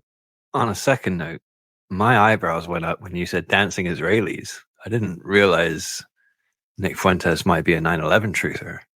He's not so much a 9/11 truther as an anti-Jewish person. So he brought up the dancing Israelis. That's a 9/11. yeah, no, absolutely. Yeah, he thinks Israel did 9/11. And yeah, that is one of the things where they have in common is this sort of hatred of Israel. Candace Owens hates Israel, and Nick hates Israel, but Nick more accurately hates Jews. He's an avowed white supremacist, fan of Hitler, feels that the Jews are coordinating a conspiracy that behind everything. They secretly control the world and they're evil. That is what he believes. Yeah, I know that, but I just didn't know that he was a 9/11 truther. Crazy, isn't it? But this is the point. This is the thing. It doesn't necessarily mean that any of this is any way sort of coherent. It's just crazy. But as you can see, this is the point. There was already a Groyper war in 2019. We've already seen what Nick Fuentes has said. Charlie Kirk has got to go. Charlie Kirk has got to go. And then all of his supporters, I will kill, rape, and die for Nick Fuentes. I understand the shitpost nature of that. I understand he might not be taking it seriously. But here's the thing. He's got an army of followers that imagine, it's not too much of a stretch to imagine that one of these people actually took it seriously. And to give you an impression of how seriously some of these people take this is a fan-made thing, but it uses Nicholas Fuentes' words because in 2025, this year, Nick Fuentes decided that he was going to launch Groyper War 2. Now, listen to this. I am declaring a new Groyper War against the Trump campaign until we can figure out what the hell is going on. I'm declaring a new Groyper War. You have alienated us. You have ignored us. You don't listen to our concerns. We have been left behind. The Trump movement and the GOP have moved on without us. It serves Israel and corporations and immigrants, but it doesn't serve Native Americans. What about Native Americans? What about Americans? What about young white men? But what about us? Charlie Kirk is to the right of Trump on immigration? That's unacceptable. So I think it's time for another Groyper War. We're bigger, better, stronger than ever. I'm on Twitter. I'm on Rumble. This is a big live stream every night. We have allies. So I think it's time to up the ante a little bit. And this time, we're going all out. Just this once. And we will bring the energy. I'm done. I'm done playing around. I'm done sitting on the sidelines and complaining. Are you happy? I'm done sitting around and being blamed and accused, complaining about how it's not going well. I'm going to use my leverage. I'm going to do something about it. We have power. It's just a question of whether they want to get on board or get out of the way. That's the question. But we will bring, the Groypers will bring the energy. Memes, edits, replies, trolls. Get with us or get the fuck out of the way. Groyper War 2 coming soon.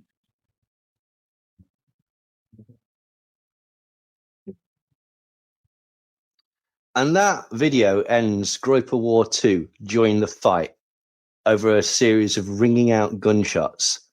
And I'd just like to remind people of this, that Nick Fuentes also had previously said. I think a lot of people are starting to find out Charlie Kirk is not the patriot that he says he is. And so I look at what happened last night and I think to myself, this is totally a doable operation. You know, Charlie Kirk in the grand scheme of things is just some retarded idiot. The dog is terrified. I had to go upstairs and reassure him because I'm screaming at my screen, calling Charlie Kirk a bitch and everything. The contrast could not be more clear. Charlie Kirk is a totally unexceptional human being. A moral struggle that's happening in the higher dimension, right? Which is Christ versus the devil. Who does Charlie Kirk serve? You know, is he really a Christian? Is he really Christ-like when he supports foreign wars and Israel and all this? Look at the people he's taking money from. So the guy's a fake Christian. The guy's not a patriot. He hates our country. He's un-American. Let's focus all our firepower on Charlie Kirk. Why are we doing this? It's because Charlie Kirk is a fake patriot, a fake Christian, and he hates his people. He's anti-white. This is our angle. We talk about Charlie Kirk's dual allegiance to Israel. The almighty Oz, the massive head with the tiny face behind the curtain, Charlie Kirk, lording over the conservative movement. Remember, the goal is to expose the globalism, the fake conservatism of Charlie Kirk. People see that Charlie Kirk is not a real conservative. He is not a real nationalist. He is not a real Christian. And that is simply the truth. We humiliated Charlie Kirk last night. We took Gotham's White Knight and we brought him down to our level. We didn't exactly flip him, but we definitely humiliated him. We took one of their best and we made him a laughingstock. Charlie Kirk is not an honest broker, not a conservative. He exists, and Turning Point USA exists to control the conversation. Charlie Kirk was totally unhinged, and I think the guy has Asperger's, so he might have trouble with that. It has to play into this narrative, has to play into the framing that Charlie Kirk and Turning Point are not right-wing. They're not conservative.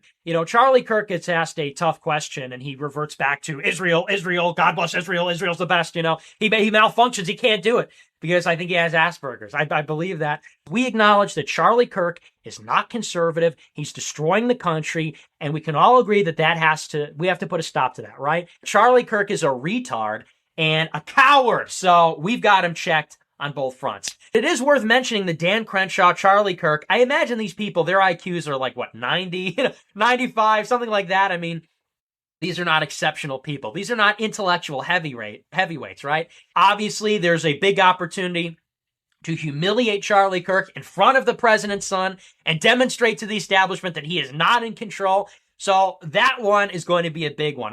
This is stuff that we've been saying for years, that Charlie Kirk is a leftist, that Charlie Kirk is not a conservative. There's a real risk that at an organizational level, we will cause problems for Charlie Kirk. Now, that doesn't look good, does it? He also said this. I have an army. They hate that I have a Revolutionary Guard. They hate that I raise my fist and the Groypers go into action. It eats them up. Because they got money and they got shows and they got stuff, but I got shooters. Damn. So, painting a pretty clear picture that Nick Fuentes and the Groypers are not, shall we say, happy with Charlie Kirk. More damningly, he said this. There, Charlie Kirk saying, I'll hear you out in Israel, but I'll basically do propaganda on their behalf. It's not good enough. You got to go, dude. You got to go. Say all the traitors will have to kiss the ring. My supporters will never have to do anything like that because you took the pledge. You took the loyalty pledge. I will kill, rape, and die for Nick Fuentes. Raise your right hand. All right, everybody raise your right hand. Raise your right hand. Repeat after me. I will kill, rape, and die for Nicholas J. Fuentes. Okay. So as long as you take the oath, you're good. Yeah. Do you see? So this was why some people started to think maybe there is another explanation for what's going on here. Now, just to go back to the memes and such that were written on the bullets. Somebody asked Grok, not always the most reliable, but this is a way of expressing it because we're talking about what was inscripted on the ammo casings. The first thing was notices bulge, OWO. Then, oh, Bella Chow, Bella Chow, Bella Chow Chow. Then, catch this fascist. And also, if you're reading this, you are gay. Now, what the notices bulge OEO thing is for, it's an anti-trans, or it's about spotting somebody and then sussing out that they're trans because you've noticed the bulge in their trousers. And this can be either used as a sort of negative trans thing by saying, oh yeah, obviously you're not very convincing is the idea.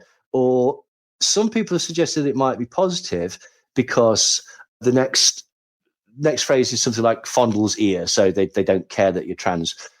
But what Grok said is, These aren't random or left-leaning signals like some early reports claimed. Instead, they trace Tyler Robinson's political beliefs squarely to the fringes of the alt-right, specifically the Groyper movement, led by figures like Nick Fuentes. This crowd positions itself as hyper-patriotic, pro-Trump conservatives who see mainstream Republicans like Charlie Kirk as sellouts or fake conservatives.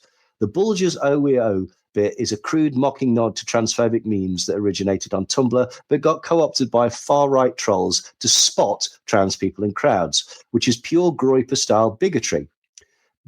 Bella Ciao flips an anti-fascist World War II partisan song into ironic ammo for ridiculing leftists, whilst tying into their beef with fascist establishment figures like Kirk, who Fuentes has repeatedly trashed. The fascist thing is the idea that they're not America first, that they're Israel first. And it's sort of like, again, a shitposting thing where anyone who's an enemy of your position is considered a fascist. Catch this fascist. That's a direct shot at Kirk, framing the attack as purging a traitor from the right.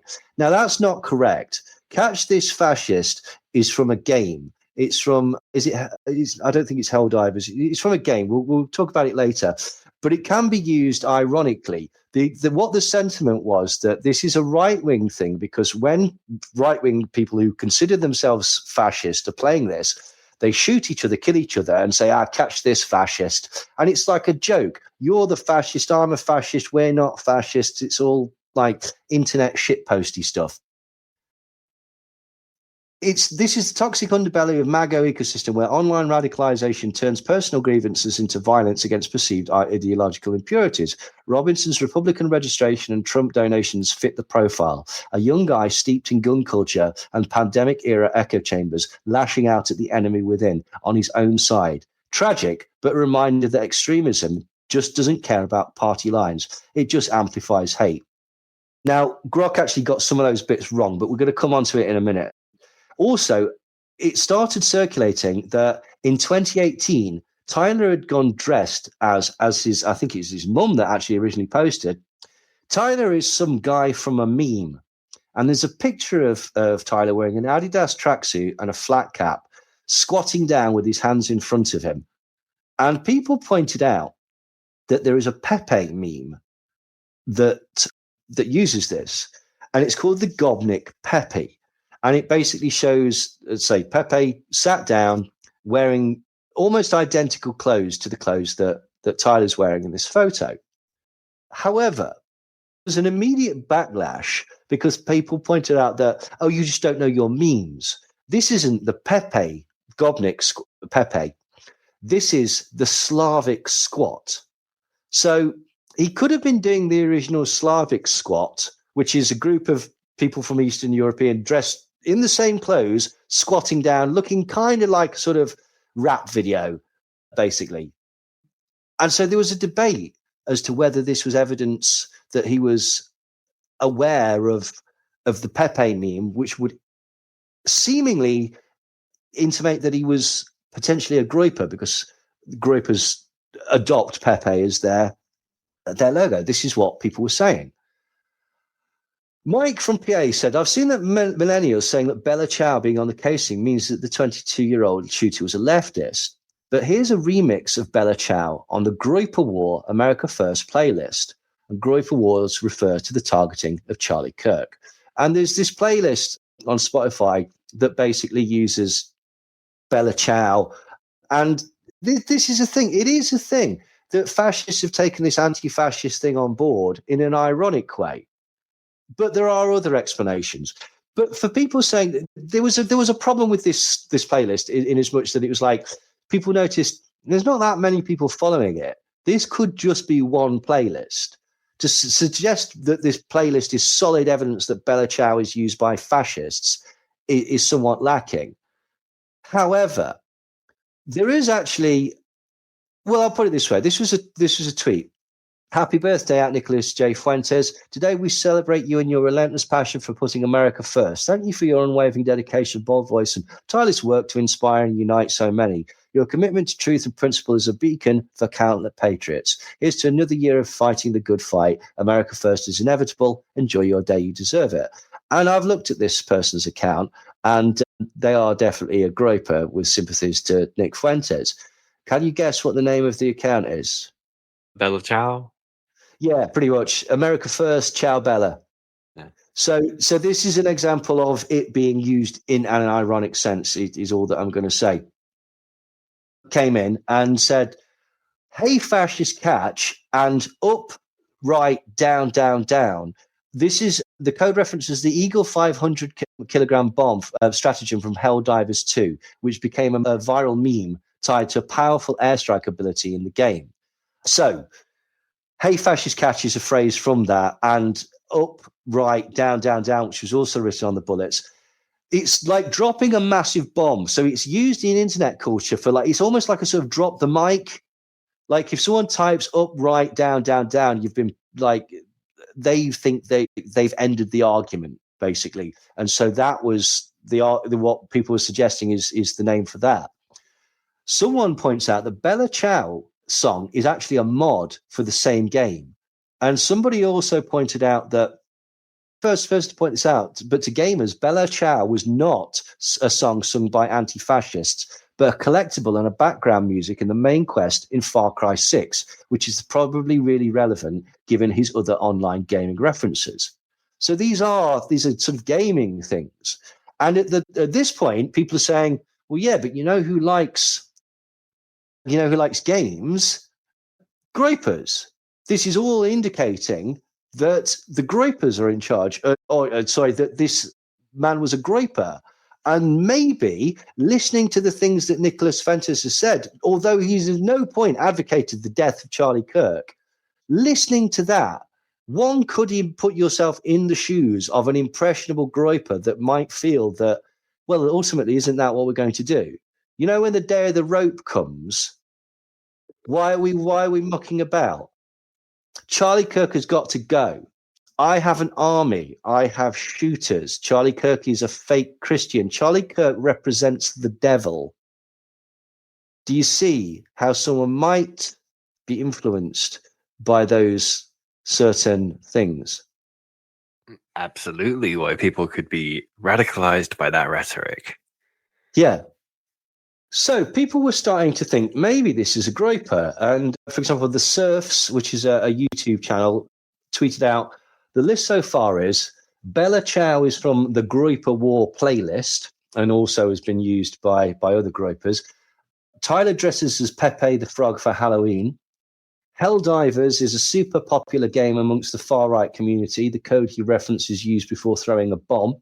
The groypers have a long-standing feud with Charlie Kirk and the Turning Point USA community.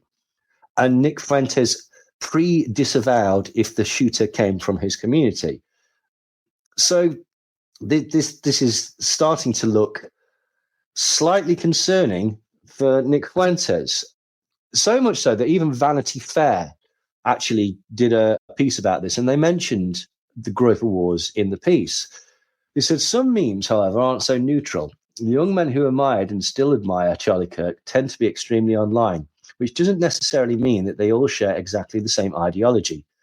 Internecine conflict between conservative factions is common, both on social media and at events for young conservatives. The most notable of these are the Vulture Wars of 2019. Groypers are fans of white nationalist agitator Nick Fuentes, who like to hide their racism behind ironic jokes. When Kirk began making an effort to mainstream his ultra-right-wing Turning Point USA movement, Fuentes instructed them to publicly troll Kirk.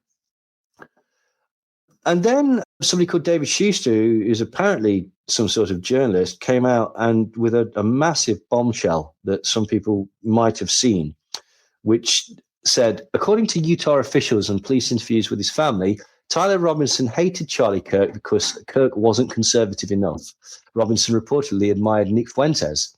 GOPers are now scrubbing their ex-posts about Dems faster than the DOJ erases Trump's name from the Epstein files, which is damning if true. But as Cheyenne from the BBC's Verify pointed out, this is not true. No Utah official, police statement, or FBI report so far has said that Tyler Robinson hated Charlie Kirk because he wasn't conservative enough, or even that he admired Nick Fuentes. So there's no full explanation. A gentleman called Aidan Walker on TikTok tried to explain everything and did a pretty good explanation. He said, the casing on the shot that ended Charlie Kirk's life was engraved with the 12-year-old furry bashing meme, notice his bulge, ooh woo, what's that? Which tells us an important thing. This assassination was a shitpost. That is the lens to analyze it through. Another of the casings references a video game, Helldivers 2, and a specific bomb that you could send on your enemies in the game with command up, down, upright, down, down, down. This command line sort of became a meme on image boards. It'd be deployed kind of to represent ending an argument, but almost more so, just like if you know, and that sort of signals the in group there. So what you're saying there is it's an if you know the memes. Another of the four casings references Bella Ciao, which is an Italian anti-fascist anthem from World War II era that has stuck around. It remained very popular online. It's been used in both left and right-wing political contexts and used in a lot of video games. The fourth final shell casing was engraved with, if you're reading this, you're gay, LMAO. This shitpost was designed to be maximally disruptive, incomprehensible, cloaked in layer upon layer of irony, so nobody would really know what it meant unless they were our guy. This performs a kind of nihilism that plays really well on particular image boards and Discord servers where this guy spent most of his life. And I say most of his life because that furry meme is from 2013. He was 10 years old when it was first posted and when it first became popular. He, like you and I, grew up alongside this part of the internet that trickled out through other platforms and went on and has actually informed and driven a lot of our politics. Half of the administration right now are content creators.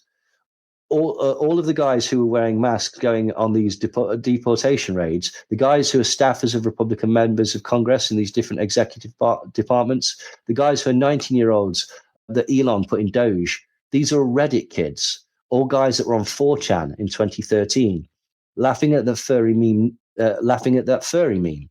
Now, the question everyone is asking is, was this kid a groyper? And parents are asking, what is a groyper?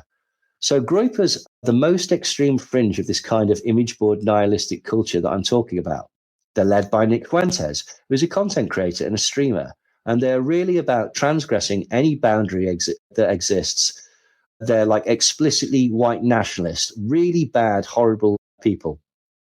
The name groyper originates from this variant of Pepe the Frog, which comes about in the early 2010s. These guys adopt it as a kind of collective self-portrait. They make it their profile picture. They make it their moniker.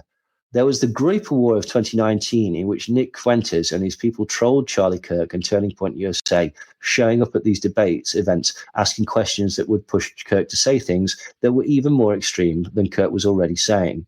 So where Charlie Kirk took one step towards this kind of white or Christian nationalist ideas, the Groypers took two steps, and they demanded that he make the subtext text. One post that people have been citing of proof of the Groyper hypothesis is this from his mother's Facebook that shows him dressed up as a meme for Halloween. It seems like the meme is Gobneck Peppy, which is a 4chan meme to my understanding, but I don't quite associate it with Poll, which is like the political board on 4chan. Most people are talking about it. I see it more of a K meme, a sort of rare Pepe type. But again, many Pepe or Groyper memes, the core of this is the lonely male figure, an immiserated landscape looking sad, and that's just part of the story that I wish more people were talking about, driving our political violence. It isn't just polarization where one side is getting more radical and kind of undermining democracy, nor is it algorithms like some have said. They're not pickling the brains of young people. It's the feeling that these Pepe memes represent. If you're always going to be alone, you're never going to have a future, and you're never going to have a voice. And that feeling, which is by no means rare or unusual in our society, today collides with a particular set of circumstances. This long entrenched nihilistic online tradition, the ready availability of firearms, and increasing derangement of mainstream discourse is ambient. You can sense the tension and volatility that exists in the air to produce stuff like this. And we're going to see more and more unless the root cause are addressed and unless we find a way to offer a better future for people. So we've now got yet another theory. So the initial theory was that was some sort of professional hitman nondescript. The second theory was that it was somehow Israel. The third theory was it was a satanic trans-leftist cult. The fourth theory, which is less popular, is that it was the Trump administration to cover up for the Epstein files. And now people are leaning towards the idea that potentially this might be a grouper, a follower of Nick Fuentes. Hey, you forgot the South Park one as well. Oh, yeah, sorry. There was the fact, someone was radicalized by watching an episode of South Park. That is, it's a possibility, I suppose. But, I mean, has there been ever sort of violence by the groupers before? Well, somewhat, or it didn't actually happen, but in San Antonio, a San Antonio man was sentenced in federal court to 60 months in prison for making a credible public threat against a mass-populated event in Florida.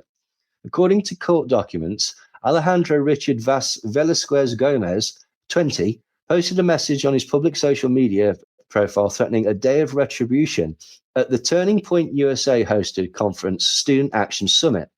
Velasquez had a ticket to the event as well as a flight booked from Austin to Tampa, Florida, where the conference was being held from July the 22nd to the 24th in 2022. The U.S. Secret Service and Tampa Police Department were notified of the threat, which led to Tampa PD obtaining a warrant for Velasquez Gomez's arrest. He pleaded guilty May 16, 2023, to the federal charge of interstate threatening communications. In addition to targeting the conference, Velasquez stalked and harassed a young woman for many months prior, continuing to do so even in pre-trial detention. Velasquez also attempted to obstruct the FBI's investigation using a group of minor girls to help him by deleting information from his online accounts and contacting witnesses to hide evidence and influence testimony. The man used social media to broadcast the message that he intended to travel across the country and carry out a violent act at an event catering to young political activists, said U.S. Attorney Jamie Esparza for the Western District of Texas.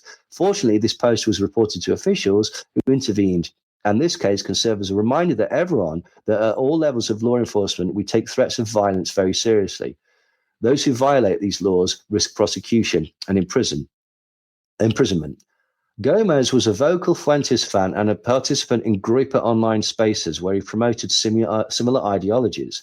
He identified strongly with the movement, which disrupted mainstream conservative events like Turning Point USA conferences to push more extreme views. Sources describe him as a key lieutenant, a top grouper general, or a close associate of Fuentes.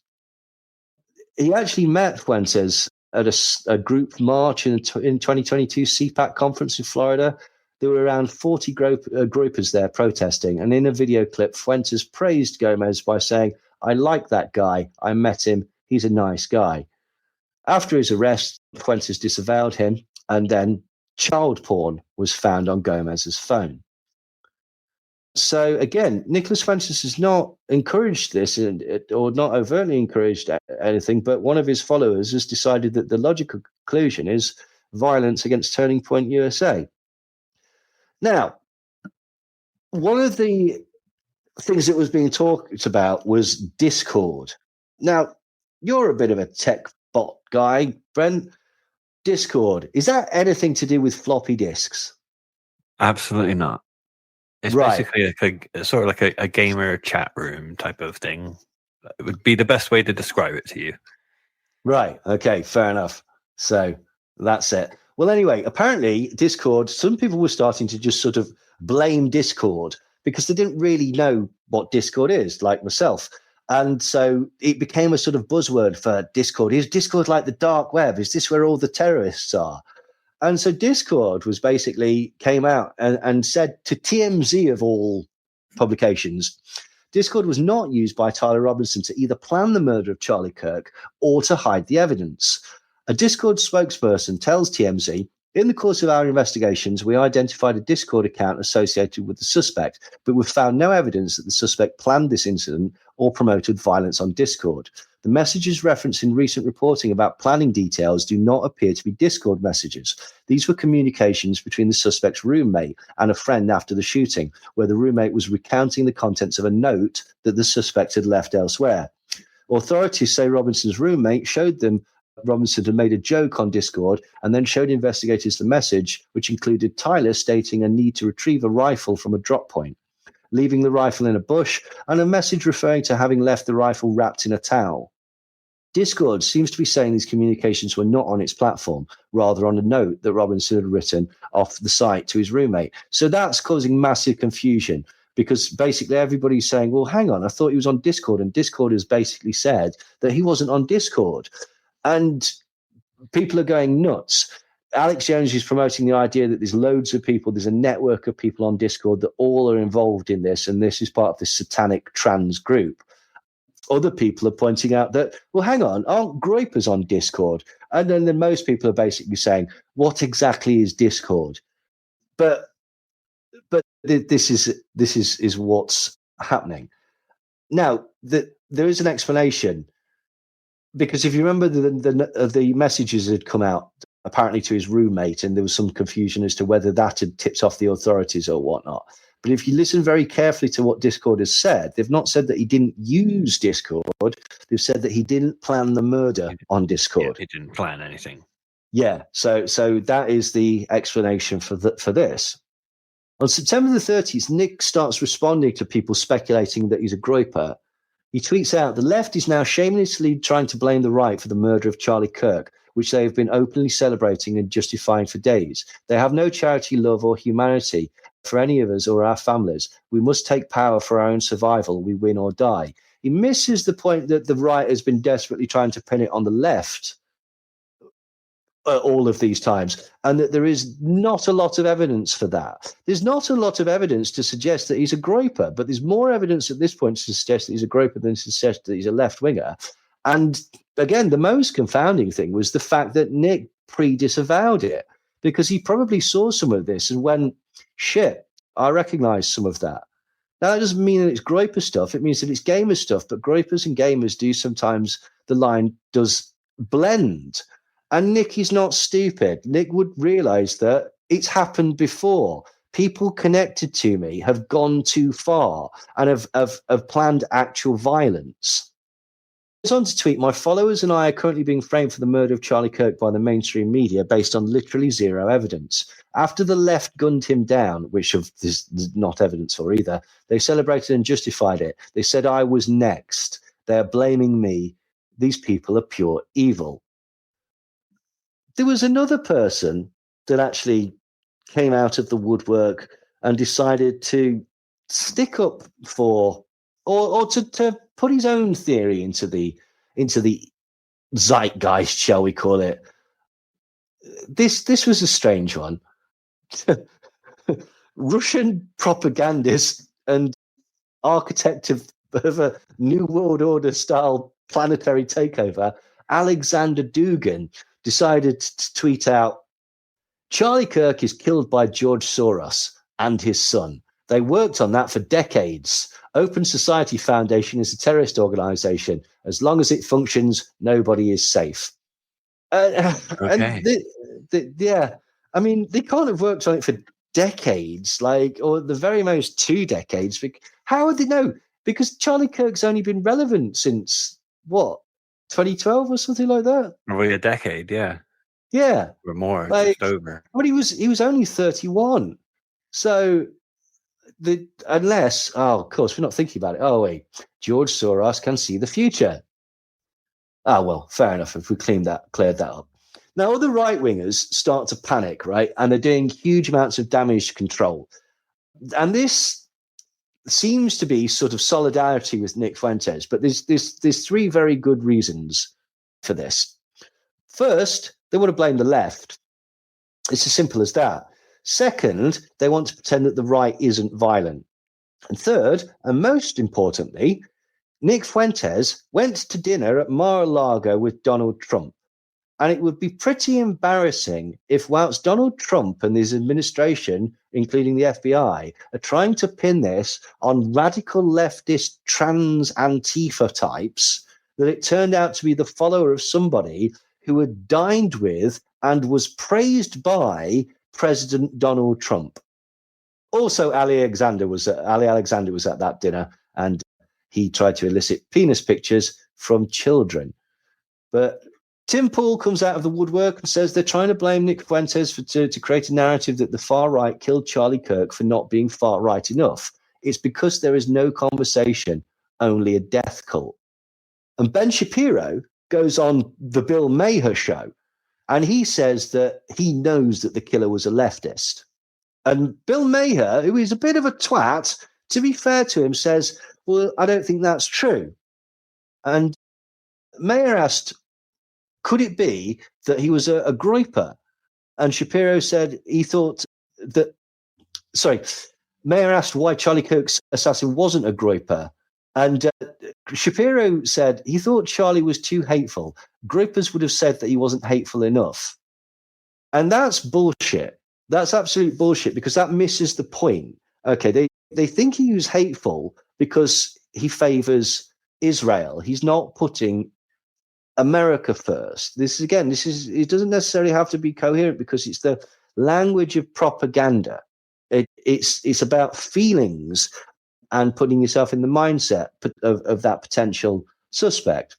Shapiro says, we know he's on the left, and Mayer says, we don't know shit, Ben. I'm hearing he's in a group that you think Kirk wasn't right-wing enough, the Groypers. Are you sure that he's not in that? And Shapiro says, well, I'm not sure he's not in that. And Mayer points out that a few seconds ago you were. Shapiro also basically said that based on he says Bill Maher calls out Ben Shapiro for saying Charlie Kirk's shooter was of the left, then admitting he wasn't sure because of reports that he may be a groyper.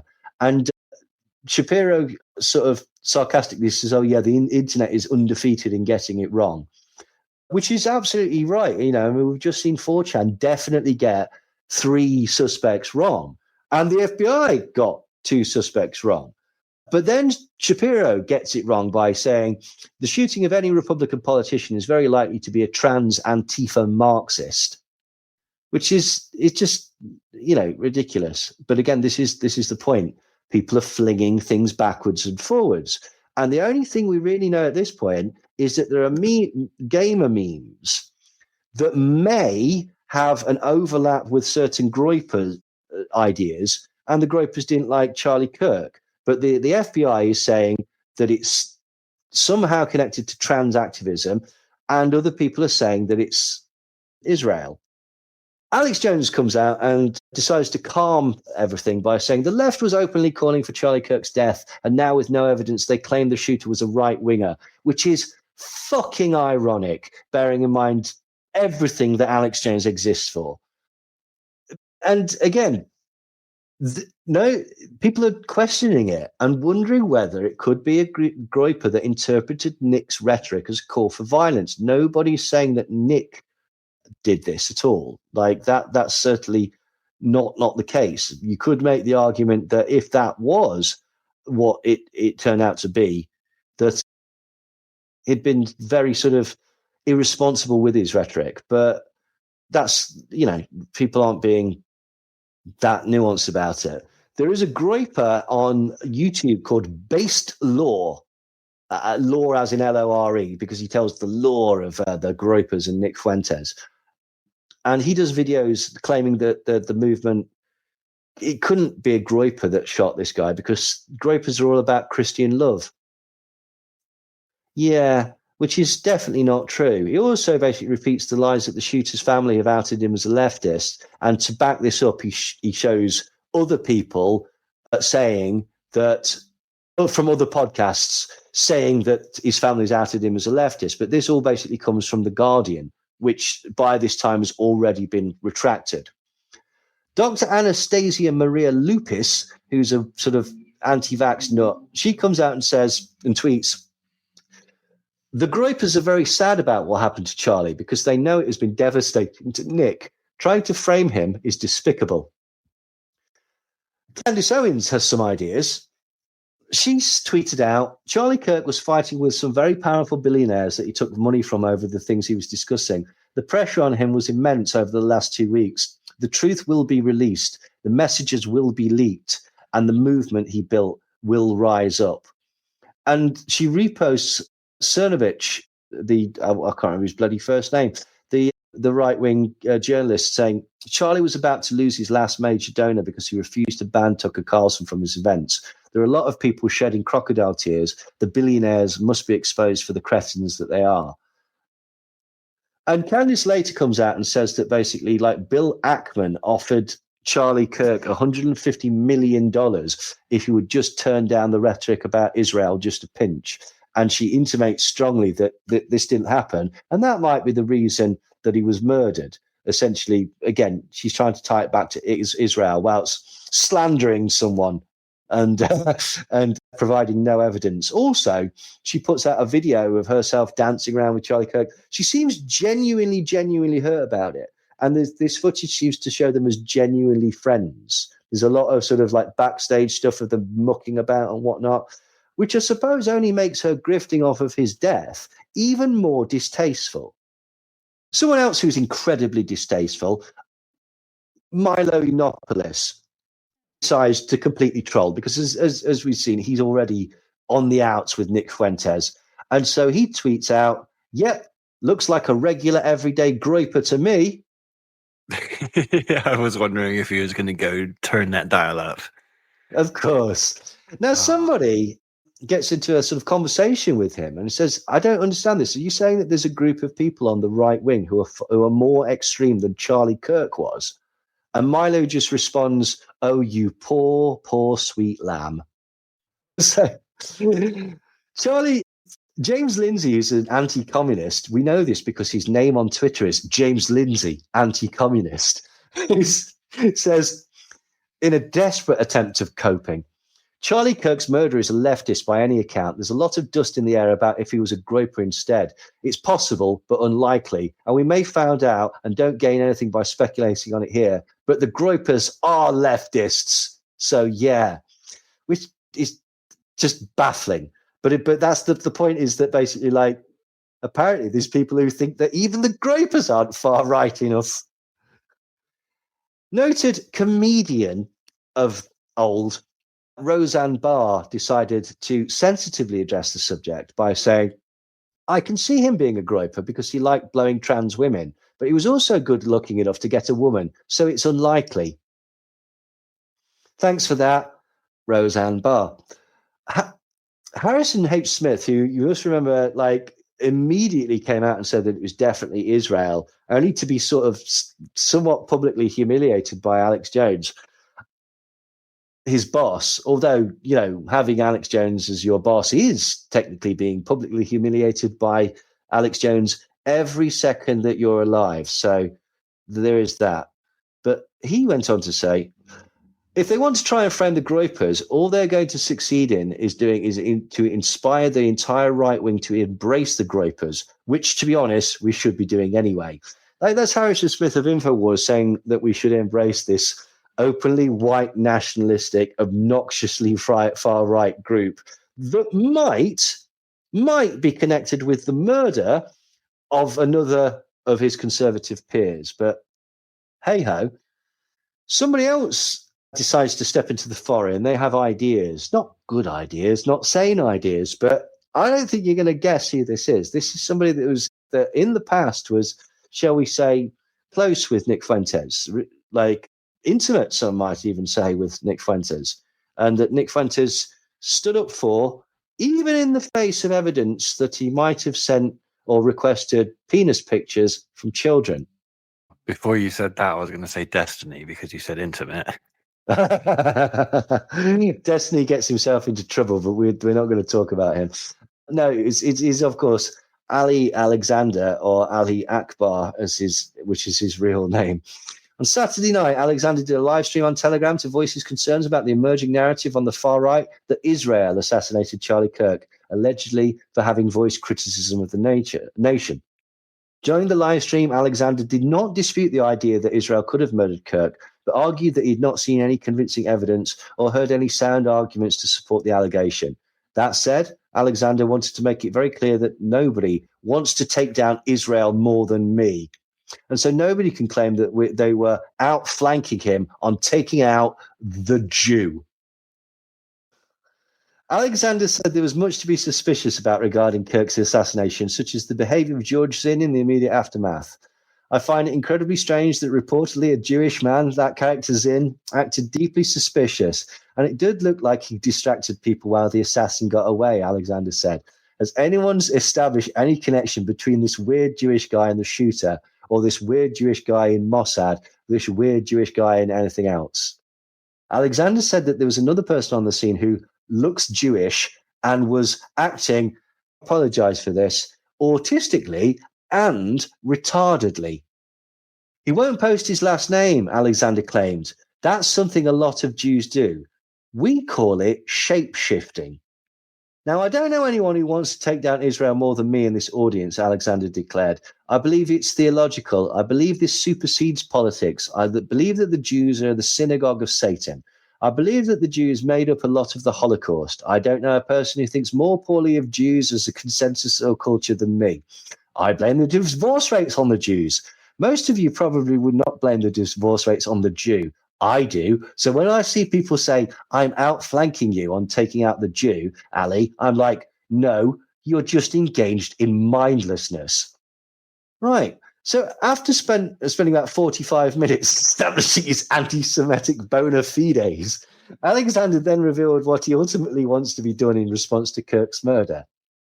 And he said, my attention is going to be on trying to get FBI Director Kash Patel fired, trying to get Donald Trump off his fat ass to avenge his friend, trying to use the state power to tell civil libertarians to shut up while we excise all of Antifa from our country. He went on to say, I think 500,000 people need to be arrested, tried, and possibly killed if they're convicted for treason or something like that. I think America needs a penal colony. I do not want to coexist with these people. So, yeah. I mean, it's obvious what he's doing there as well. He's trying to sort of use this event to try and leverage fans of Nick by being as anti-Semitic as possible and hoping that people don't look into his background too deeply.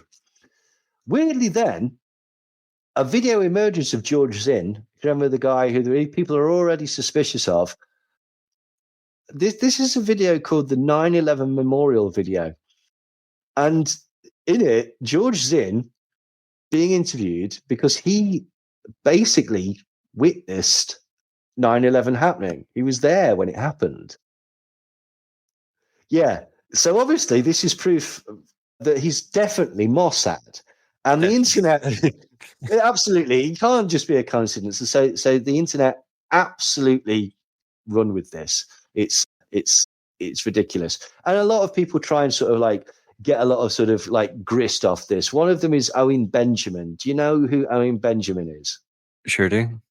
Yeah, he's a failed comedian who went insane after taking a massive edible on the Joey Diaz show and then ran away to the countryside to raise an army of children and basically alienated everyone he's ever worked with by going progressively further and further down the rabbit hole. He's a flat earther. He thinks that Jews are responding to everything. And a Nick Fuentes fan account called Asuka Groiper said, Owen Benjamin had another mental breakdown due to his obsession with Nick Fuentes. He did a whole stream pretending to be Nick, even buying a costume so he could pretend to be him. It's very concerning to see a man continue to lose his grip on sanity like this.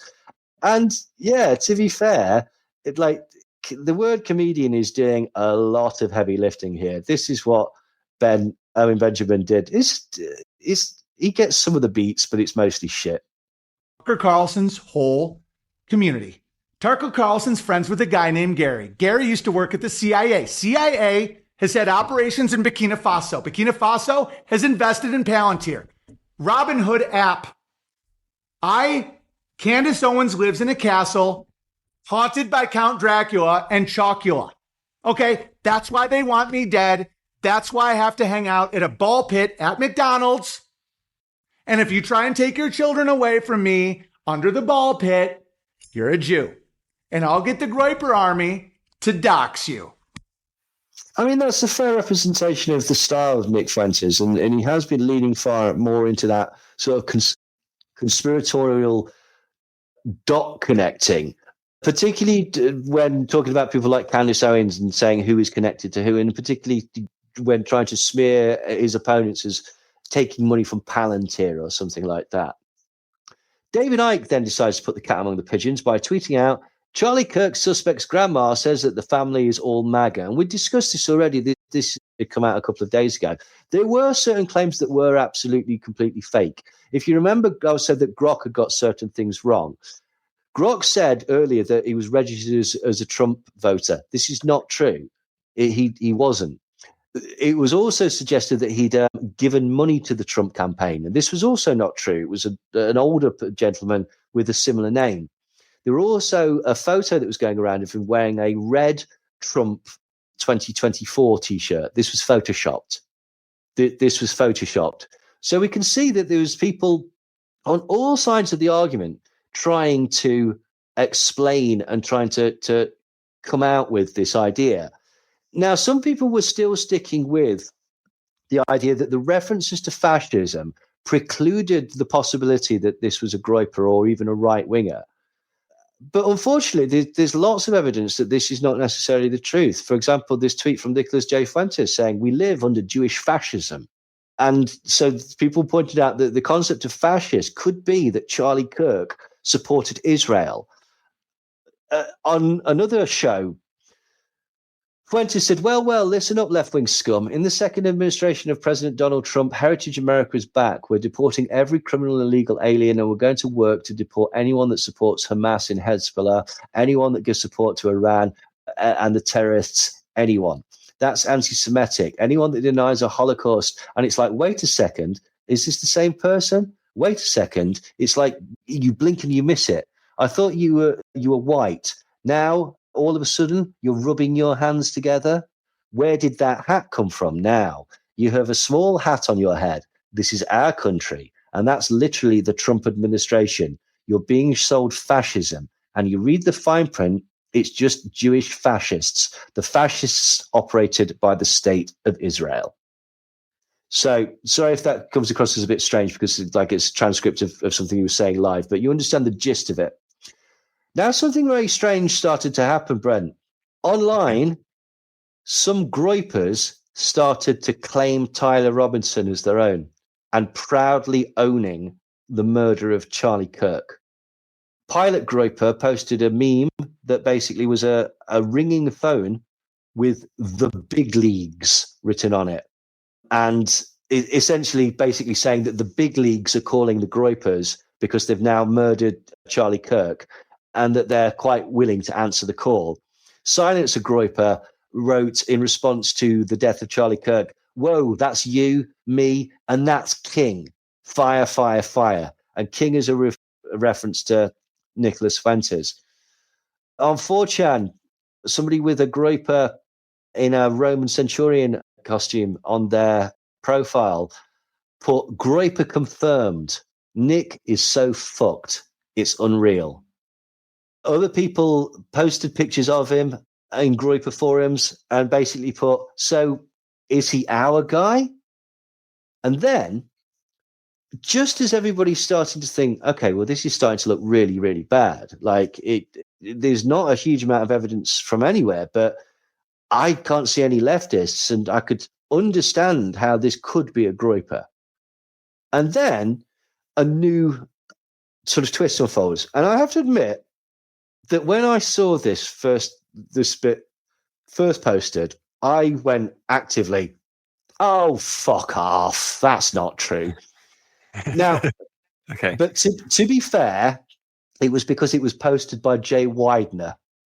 Now, Okay, fair enough, yeah. If people don't know who Jay Widener is, go and listen to our Stanley Kubrick Fake the Moon Landing deep dive. Jay Widener is one of the people that basically promoted the idea that Stanley Kubrick filmed the moon landing, which, did he? You'll have to listen to the deep dive to find out.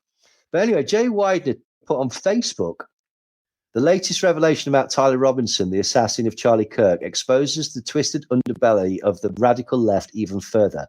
Living with a transgender partner who's now spilling everything to the FBI, including damning texts that confirm his guilt, paints a clear picture of the deranged world these extremists inhabit. And someone called Reeram Navaram tweeted, The FBI says Tyler Robinson, Charlie Kirk's assassin, had been living with a transgender partner who is transitioning from male to female. The partner is cooperating with investigators. And apparently the original source for this was a Fox News journalist called Brooke Singman. Exclusive, Charlie Kirk assassin Tyler Robinson lived with his transgender partner, sources tell me. The individual, who is male transitioning to female, is fully cooperating with the FBI. Sources tell me that the FBI had texts and other communications between Robinson that the individual that helped FBI authorities solidify that Robinson was indeed the shooter. But people start to go, hang on, this isn't adding up. For example, Evidence Challenge, which is a great person to follow on Twitter, said, and yet it's been repeatedly reported that he lived at home with his Mormon parents and he went to his father after the shooting. So that was strange. There's holes in this. It doesn't seem to be tying together. But that didn't matter to Alex Jones, who decided to take credit for something that he absolutely, definitely didn't say. He tweeted out, "I've been proven right again. Total vindication. Charlie Kirk's killer came from a good family, but a couple of years shacking up with a member of the trans death cult, and the trans demons had them, a trained killer ready to go to war with their target of choice, Christians. We are literally in a spiritual war, and this is a demonic invasion." And at no point did that even come close to what Alex Jones said. He said it was a trans satanic death cult, but that's not what's come out. The man is a twat. Also, he's taken so much fucking Moranja that his mouth looks like a fucking monitor lizard C-section. It's disgusting. But anyway, I digress. Benny Johnson, who's a prick, he says, this is 100% confirmed. Charlie Kirk killer Tyler Robinson had a boyfriend who identifies as transgender. The man is cooperating with FBI and has turned over all electronics and messages. I'm hearing there is much more to come. Yes, this is officially trans violence. Except this wasn't actually what was going on. There's a really good journalist called Adam Corcoran, and he was looking over the reporting. And he sort of went over the report in the Daily Mail. I know the Daily Mail's a rag, but he did it with a fine-tooth comb. And this is what he said. He said, well, finally, there we go. Some clarity from the Daily Mail of all places. Tyler splits a 3-bedroom apartment with roommates. One is a guy who desperately wants to be a pro-gaming streamer and may be trans-identifying. May. That person was cooperative with the police. But this roommate, Lance, was also the one who claimed to have Discord messages from Tyler about the shooting. Discord proved he did not. There is no indication on social media for Lance or Tyler that they are in a relationship. In fact, nothing shows them ever interacting, and Lance's profiles, which are now still open, show no connection with the private profiles of Tyler. There's no confirmation that Lance is trans. Lance's identity was revealed in separate reporting, and the trans component seems to have come from appearances and gamer tags, not any self-declaration. So at best, Lance maybe had a housemate who was maybe trans, but has already made multiple statements to law enforcement that do not seem to be accurate. And I'm not sure about the rest of you, but I've certainly had roommates that I disliked that were crazy and didn't politically align with me over the years. So to jump from this reporting by the Daily Mail to he has a trans lover is insane. This will be the same case as the bullet casings. Some dumbass in the cash FBI saw a minor detail, extrapolated it to a political extreme, leaked it to the press, and will backtrack it. Meanwhile, MAGA will run with it. So why did they say that Tyler lived at home with his parents, if now they're saying that he lived with roommates, potentially even a trans lover? Is there an explanation for this? Apparently so, yeah. What it is that basically his DMV listed address was his parents' address, which says that basically, I presume that means that when he got his driver's license, he was living at home. But now it transpires that he is actually living at this apartment block with other people. Alex Jones has got to the bottom of it, obviously. Breaking: Charlie Kirk's executioner, Tyler Robinson, was devoted trans cult worshipper. Leftists attempt to suppress the truth and have completely failed as the shocking truth emerges. So the Daily Mail then report that the transgender partner of Charlie Kirk's alleged shooter shared a post online appearing to show support for President Joe Biden. Lance Twiggs, a 22-year-old wannabe pro gamer and roommate of suspect Tyler Robinson, also made the remark in a Reddit post. Twigs, who goes by the name Lancelot on social media accounts, including Instagram. A Steam gaming account currently called Fluxolotl previously had the username Lancelot, as well as a slight variation Lancelot with a 3. And he's friends with the username Crafting247, which is an account linked to the shooter. Lancelot had their real name listed on Steam as Lance until December 11 last year, when the gamer changed it to Luna. An account online forum Reddit with the username Lancelot3 posted extensively in a group for transgender issues, and in one conversation on the site mentioned that they were from Utah. A post from the same account was made in the Love for Landlords subreddit, where users share trolling posts pretending to show support for landlords. Lancelot's comment read, "We're riding with Biden on this glorious subreddit." A post, yeah. Now, immediately, let's just cut in there. Okay, the Daily Mail doesn't know what it's fucking talking about. He's just said that they're on a trolling subreddit, and he said we're riding with Biden on this glorious subreddit, and they've said that that's absolute proof that he's a leftist. It's not. It's a troll, or at the very least, it could be a troll. What about all the trans stuff? Well, apparently Lance was on there looking at medications to slow beard growth and to get good hip growth. He also told members of an ex-Christian subreddit that he was told that he was possessed by a demon, and then within 30 minutes, I was kicked out of my house because I started laughing and wouldn't go to the bishop for a blessing. It looks like Twig's family were really sort of conservative Christians, and bizarrely, his sister actually follows Kirk's widow, Erica, on Instagram. But also, Robinson had been on a furry website. He apparently had an account on Fur Affinity Net, which is a site catering to people with a proclivity for humanoid, as the Daily Mail describes it, animal illustrations and dressing up in fursuits. Nailed it. A Wisconsin news site reported an interview with an unnamed member of Twig's family who claimed that the 22-year-old was in the process of transitioning and that he was dating Robinson. He wanted to have lunch with family members to introduce his boyfriend, the unnamed source told the site Wisconsin Right Now. Twig's grandfather, Jerry Twiggs, declined to speak about Lance's gender identity. I don't want to comment on that. I'm not sure what the situation is exactly right now, he told the Daily Mail, adding that he'd never met Robinson. Now, the thing is, although the Daily Mail has reported that Twiggs and Robinson used to share an apartment, it's unclear if there's actually a trans element to this at all. The fact that, and what's interesting as well is that basically the supposed trans person, Lance Twigg, is the person that's cooperating with the FBI. So he's certainly, well, is he part of this satanic trans death cult? Don't know, but he certainly seems to be cooperating. Utah Governor Spencer Cox confirmed that the roommate of Charlie Kirk's alleged assassin was a romantic partner transitioning from male to female, but declined to speculate whether that was a factor in the shooter's motive, telling Dana Bash this partner has been incredibly cooperative and had no idea that this was happening and is working with investigators right now. Well, that certainly sounds like there was if there was a wider network, he certainly wasn't part of it. But Adam Cochran points out that even Governor Cox in his statement seems confused because he gets his information from the FBI, and 1 minute he says that he's a partner, another moment he says that he's a roommate. So it's very unclear at this point what is actually happening. He also repeats the line that all the families and friends have been said that he was left-wing, when at that point, all of those reports have actually been completely retracted.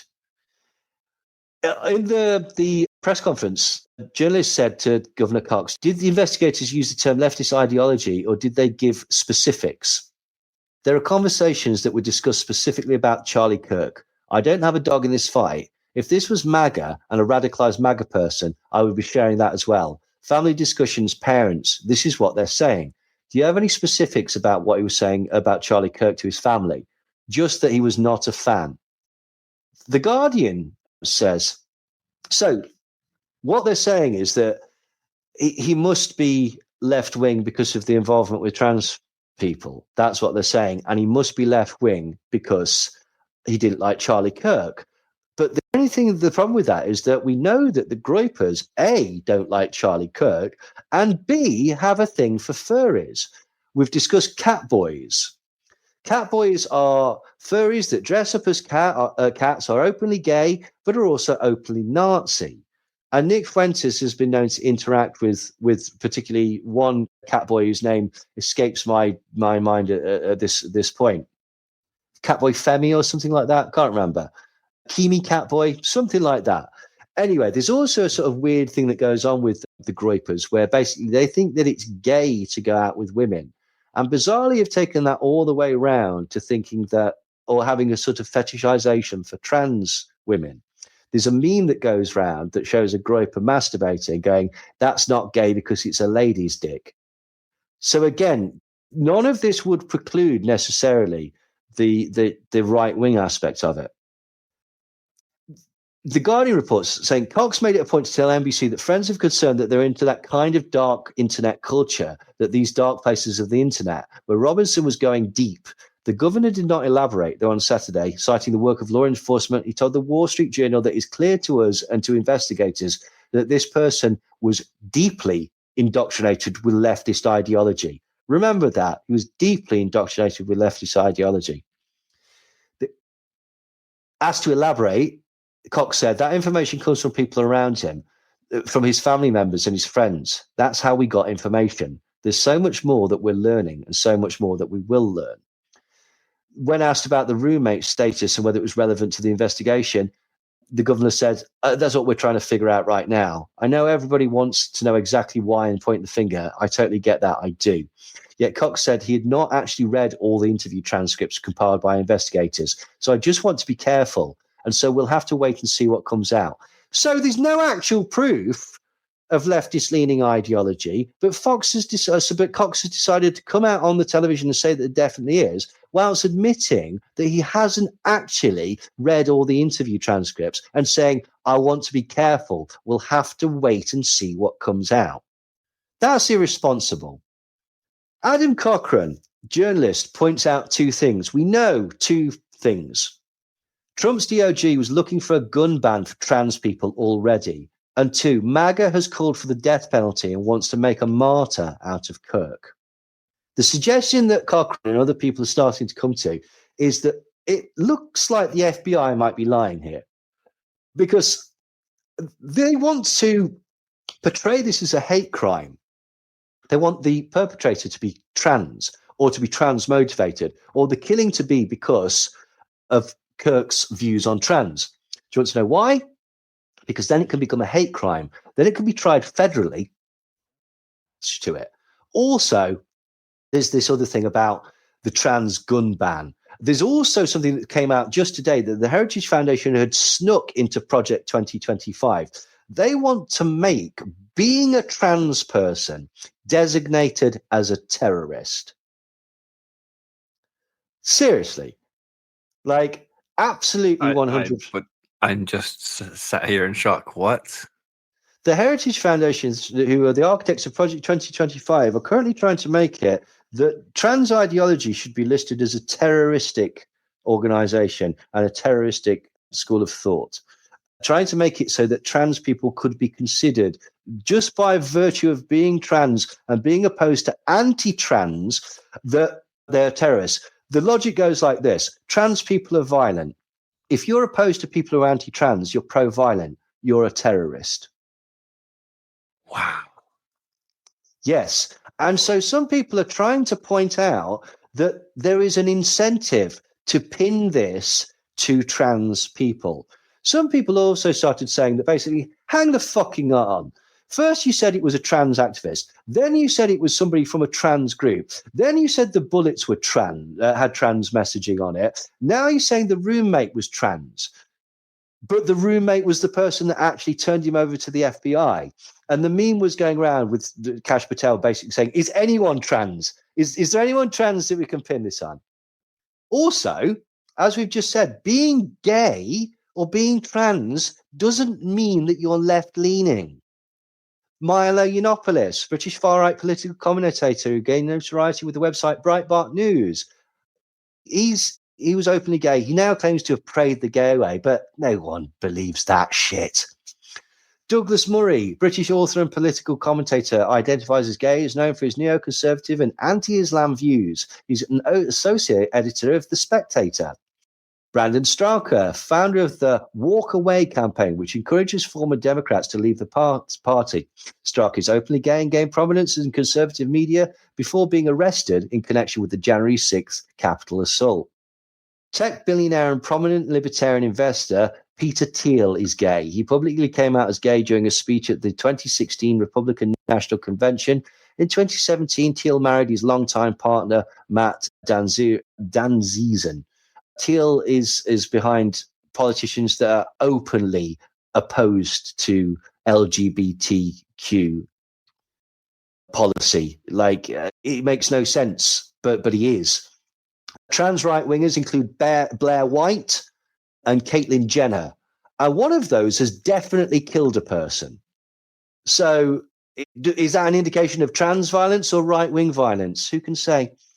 Ernst Röhm of the SA was openly gay, and his homosexuality was well known within the Nazi Party, but was eventually used as a pretext for his execution during the Night of the Long Knives in 1934. Roy Cohn, mentor to President Donald Trump, American lawyer and prosecutor who worked closely with Joseph McCarthy during the Red Scare of the 1950s. Cohn was a deeply closeted gay man who, while in the government, led efforts to fire other homosexual federal employees during the Lavender Scare. He also died from age-related complications in 1986 after having denied both his homosexuality and his illness for years. And as I say, he was the mentor for Donald Trump. Everyone go and watch Angels in America for two reasons. One, it's brilliant, and two, Al Pacino gives an incredible portrayal of Roy Cohn in that. Dave Rubin, openly gay, courts the far right and has been described as having far right views. Tammy Bruce, a conservative commentator and former president of the Los Angeles chapter of the National Organization for Women, who's an outspoken supporter of Donald Trump, is openly gay. Andrew Sullivan, a British-American political commentator and author who's openly gay, is a prominent conservative voice known for his political commentary and was an early and influential political blogger. Richard Grenell, an American diplomat and political consultant who is openly gay, served as the acting director of national intelligence and as the United States ambassador to Germany. George Santos, the first openly gay non-incumbent Republican to be elected in the U.S. Congress, serving from 2023 until his expulsion in December 2023. Graham Lindsay is rumoured to be gay. Being gay is not exclusive. You can be gay and fascist at the same time. So, yeah, not to mention the Cat Boys and that sort of bizarre shit. People then noticed that one of the Krasenstein brothers was following Lance Twiggs. Lance Twiggs is the possible partner, definite roommate, maybe trans person that is connected to Tyler Robinson. And one of the Krasensteins, who are supposedly left-leaning, but they just seem to be I don't think they have any moral compass, to be quite honest. Like, they're just there to make fucking money. But somebody noticed that they were both following Lance Twiggs on TikTok, and everybody went, well, that's fucking obviously a conspiracy. And they got all sorts of, you know about this, you murdered Charlie Kirk, this is proof that Israel's behind it somehow. Do you want to know the explanation? It's simpler than you might think. Yeah, go on then. They started following him after his name came out in the case. So that because they thought he might make a statement on Twitter. So lots of people started looking at it, basically. David Icke decides to retweet something by a chap called Ryan Dawson. And he points this out. Charlie Kirk was assassinated on the 9th of the 10th. Since then, the government, which is the American government, has blocked the Epstein file release, passed amendment that bans Pentagon from boycotting Israel, proposed a bill for Rubio, revoke passports for Israel critics, House approved $650 million for Israeli missile defense, Marco Rubio visits Israel. Now, the Epstein thing is interesting because, like, that has been sort of buried by this bad news. The GOP voted to not release the Epstein files, which is in no way suspicious.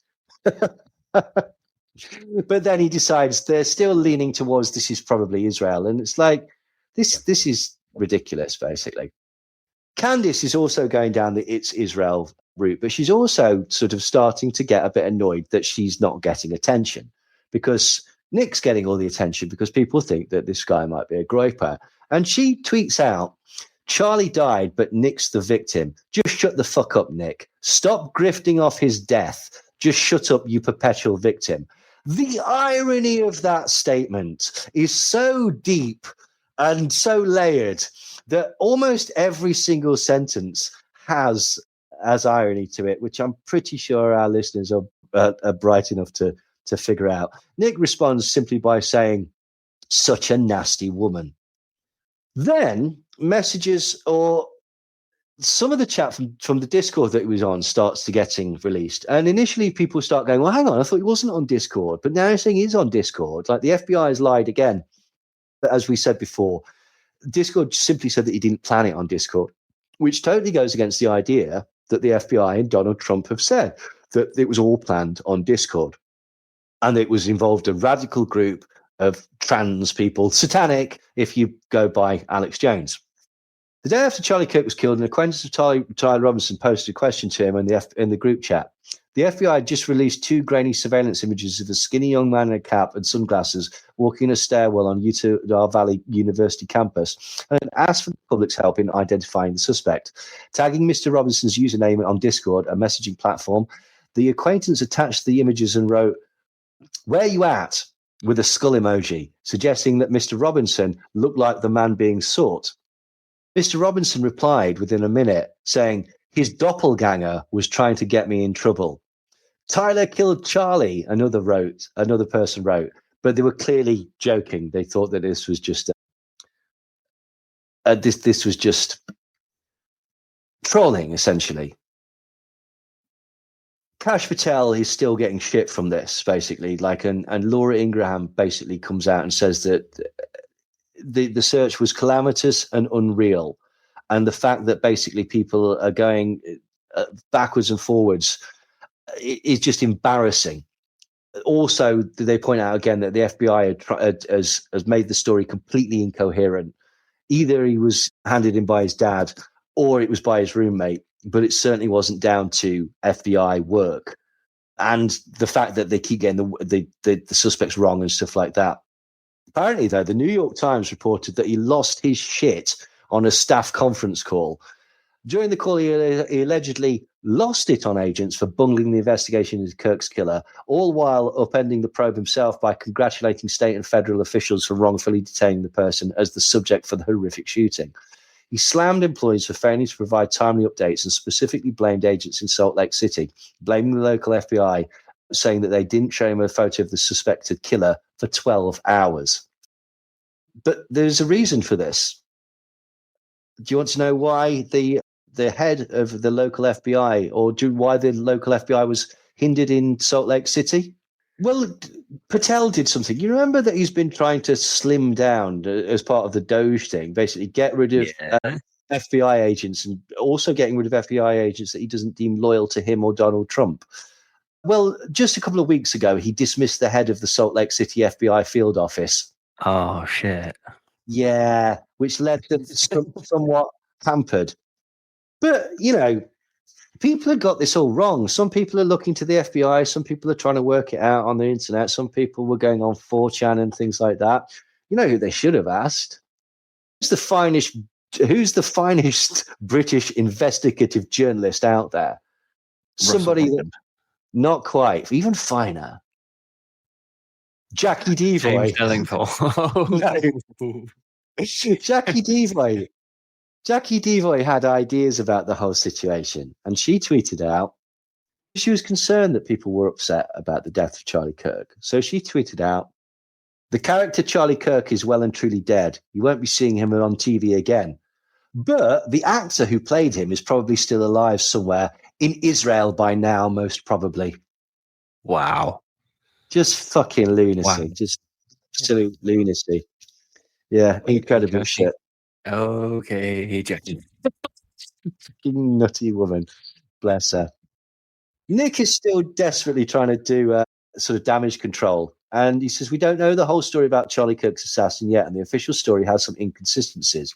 We do know that tens of thousands of leftists celebrated the public execution for expressing basic conservative opinions. They must be held actionable regardless. I remember that. I remember it was all those left wings that were calling for... No, it wasn't. It was the right wing that was calling for war, wasn't it? Including suggestions from the President of the United States of America.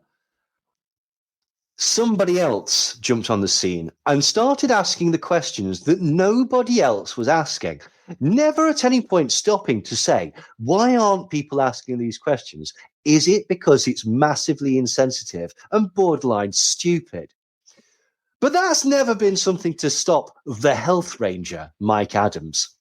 The health ranger, Mike Adams, tweeted out, I don't mean to be graphic, and I mean no disrespect to Charlie Kirk and his tragic assassination, but shouldn't we be asking why there doesn't appear to be an exit wound and blood splatter on the large white banner directly behind Charlie when he was shot?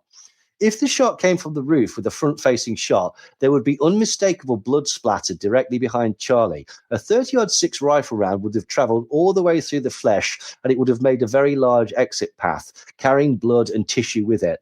Again, apologies for being graphic, but I don't know any other way to ask this question. It's just that this is one more thing that isn't adding up. And like you, I just want answers. I want to know who did this. Fuck off. You don't want answers. That's not why why you're asking that question. You want attention, you fucking shit human being. But hey ho.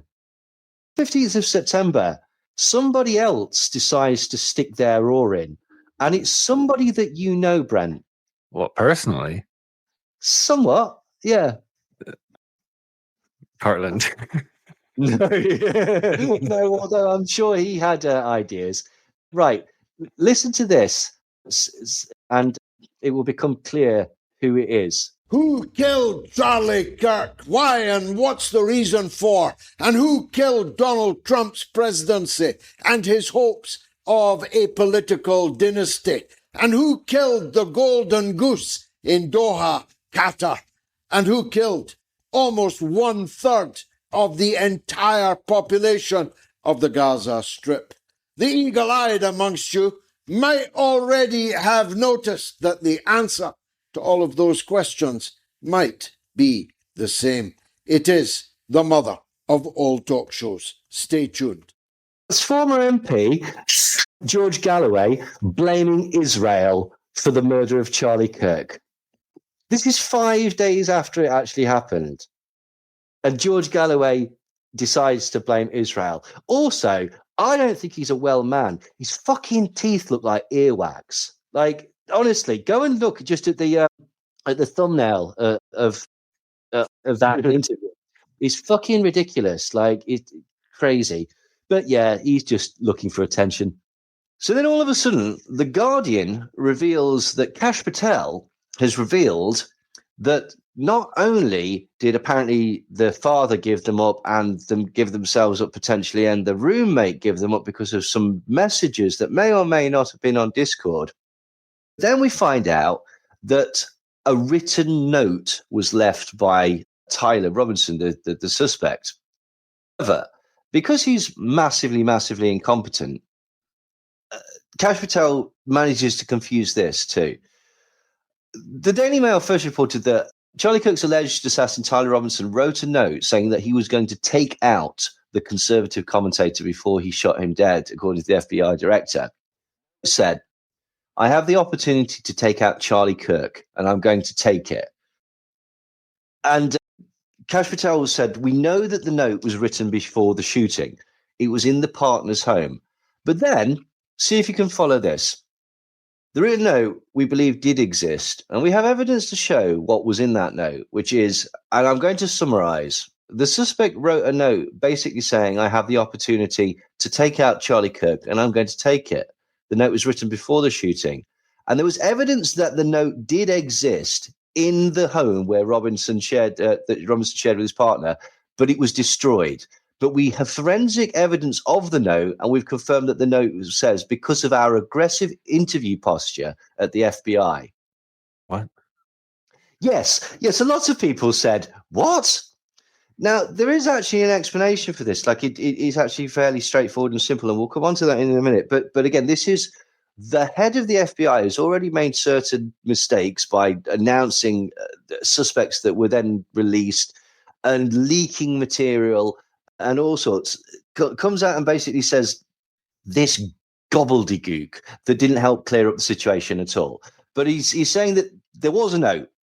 They know what was in the note, but they don't have the note because the note was destroyed. But they're pretty sure, in fact, they're certain that the note did exist and that they understand what the contents were. And that's down to the diligence and the aggressive interview posture of the FBI. Yeah. So they asked the roommate what was on the note. What it transpires is that a note was left and the roommate actually took a photo of it, I believe. But why he didn't just say that? Like, you know, and you've got to remember at this time as well, it's not clear where these messages are coming from, whether these messages are on Discord, because Discord has denied that he's planned anything there. Who gave them the messages? It's completely crazy, to be quite honest. Luckily, there's somebody who decides to step into the fray and basically like go, come on, everyone, calm heads, calm heads. This is the things that we can prove. And that person was the Cook destroyer, Owen Schroyer. Now, Owen Schroyer has recently fallen out with Alex Jones of InfoWars, and he's now going off and doing his own show. Do you know what he's called his show? The Cook Destroyer. No. Like, that'd be better, to be quite honest. Or Schroyer Report. He's called it the Owen Report. It's awful, isn't it? It doesn't work on any level. It's ridiculous. Yeah. Anyway, he's still banging away that he thinks that it's Israel that's done it. And he tweeted out, the only conclusions I currently feel confident with on Kirk's assassination: 1, shot directly in the neck; 2, some level of prior knowledge; 3, official story doesn't add up, key elements missing; 4, trust in government is so low, even if they were telling the truth, people won't believe it. Well, thank you for that colossal intellect, the Cook Destroyer. He's just trying to. This is what I've sort of gone back over this and looked at, and it becomes increasingly distasteful because basically all of these people who supposedly his friend or at the very least a colleague or a contemporary, they don't half seem to be trying to exploit their friend's death and try and make money out of it and get attention and gain some sort of traction, ride his coattails, if you will. Or, you know, some might say ride his coffin like one of those mechanical bulls at a fairground. Like, it's just despicable, basically. Anyway, we have another anonymous witness. As if there isn't enough confusion, another anonymous witness comes forward and basically reveals that the transgender boyfriend of Charlie Kirk's alleged assassin, Tyler Robinson, hates conservatives and hates Christians. It goes on to say, Lance Twiggs, whom authorities have confirmed was in a romantic relationship with Robinson and is transitioning from male to female, began to act differently when he turned 18. Developing animosity for his family and for conservative values that he was brought up in, a relative told Fox News Digital. He hates conservatives. He hates Christians, the relative, who asked to remain anonymous, said. So this is, again, another anonymous witness that basically conveniently falls in line with, well, actually the Alex Jones theory there. If he hates conservatives and he hates Christians, maybe Alex Jones is on something. Maybe we are actually witnessing a trans-satanic death cult. Who can say?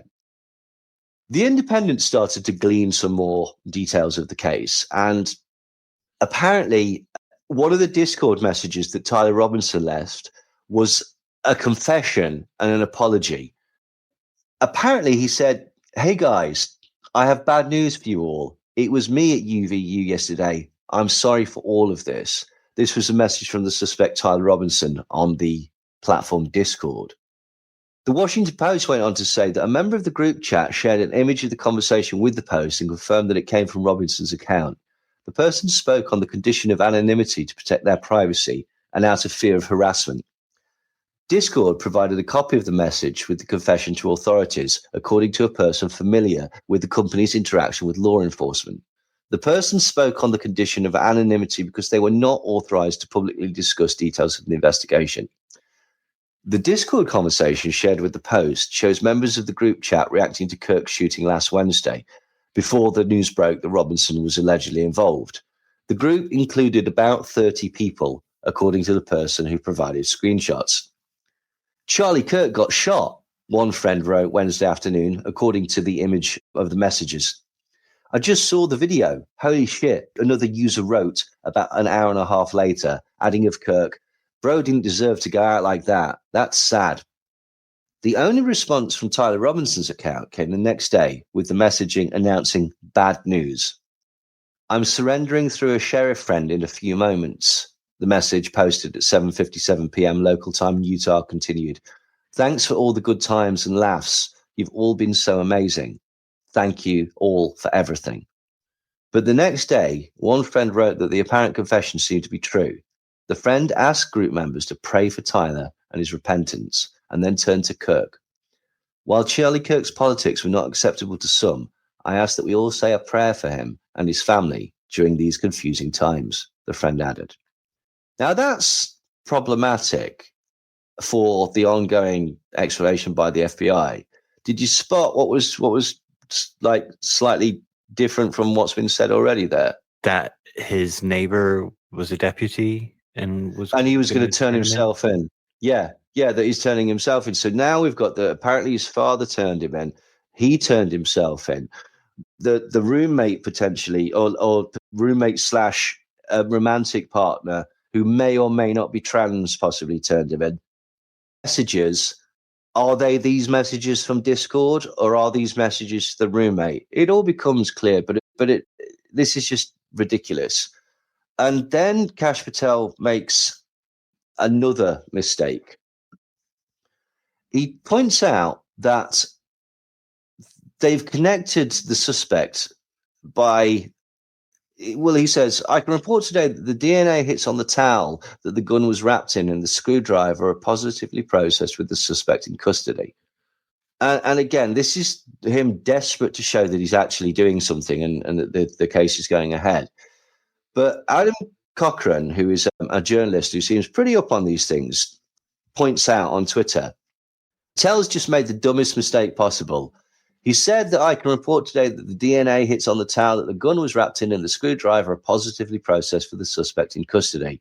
Congrats, Cash. You've just tainted the evidence. Now defense can argue that you've poisoned the jury pool by giving an affirmed inaccurate statement about scientific evidence without hearing expert testimony. DNA evidence is not binary. It's probabilistic. I see what you're saying there. So he's saying that it's not definite. It's like it's very likely. Probability. Thank you.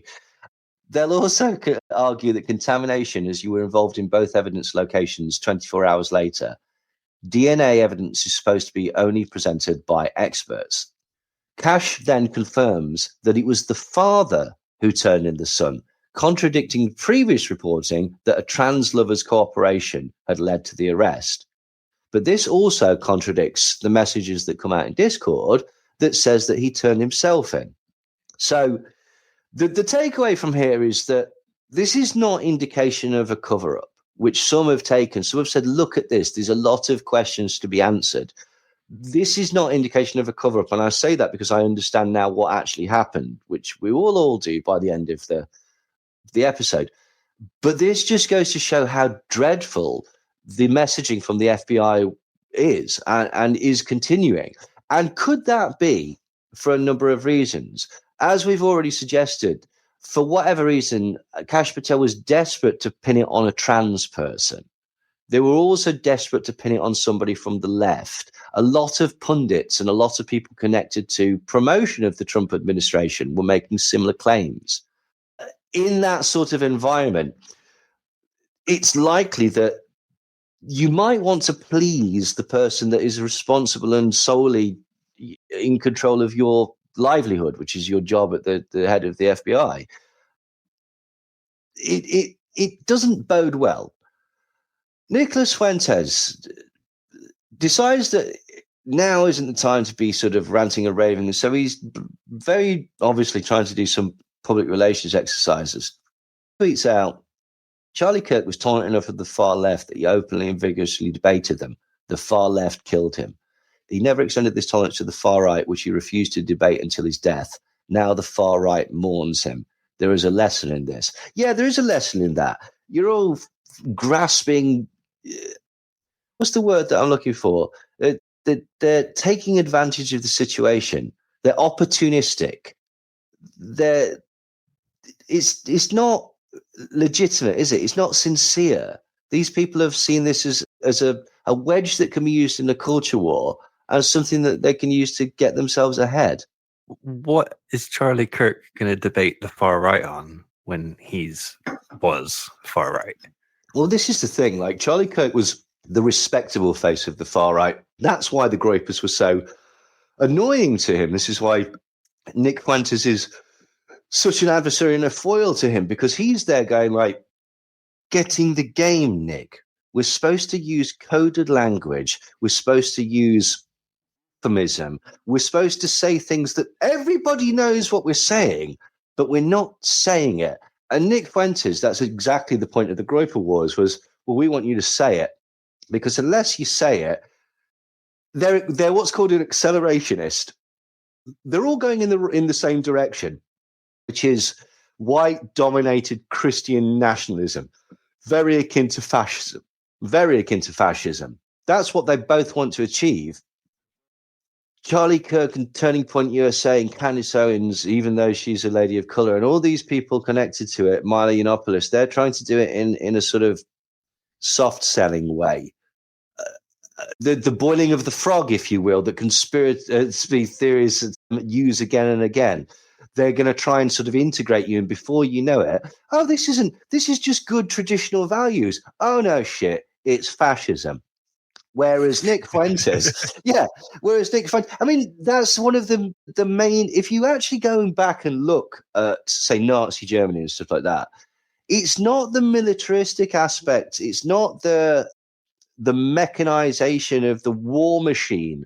It's not even the sort of Nuremberg rallies and stuff that are sort of typical of that, of what they were trying to achieve and what they were trying to promote. What they're promoting is girls with pigtails dancing in fields, the Hitler Youth, lads going on fishing trips and scouting. Now, obviously, this hugely toxic masculinity and trad values wrought deep into that, coded into that. But that's the thing that they're trying to express.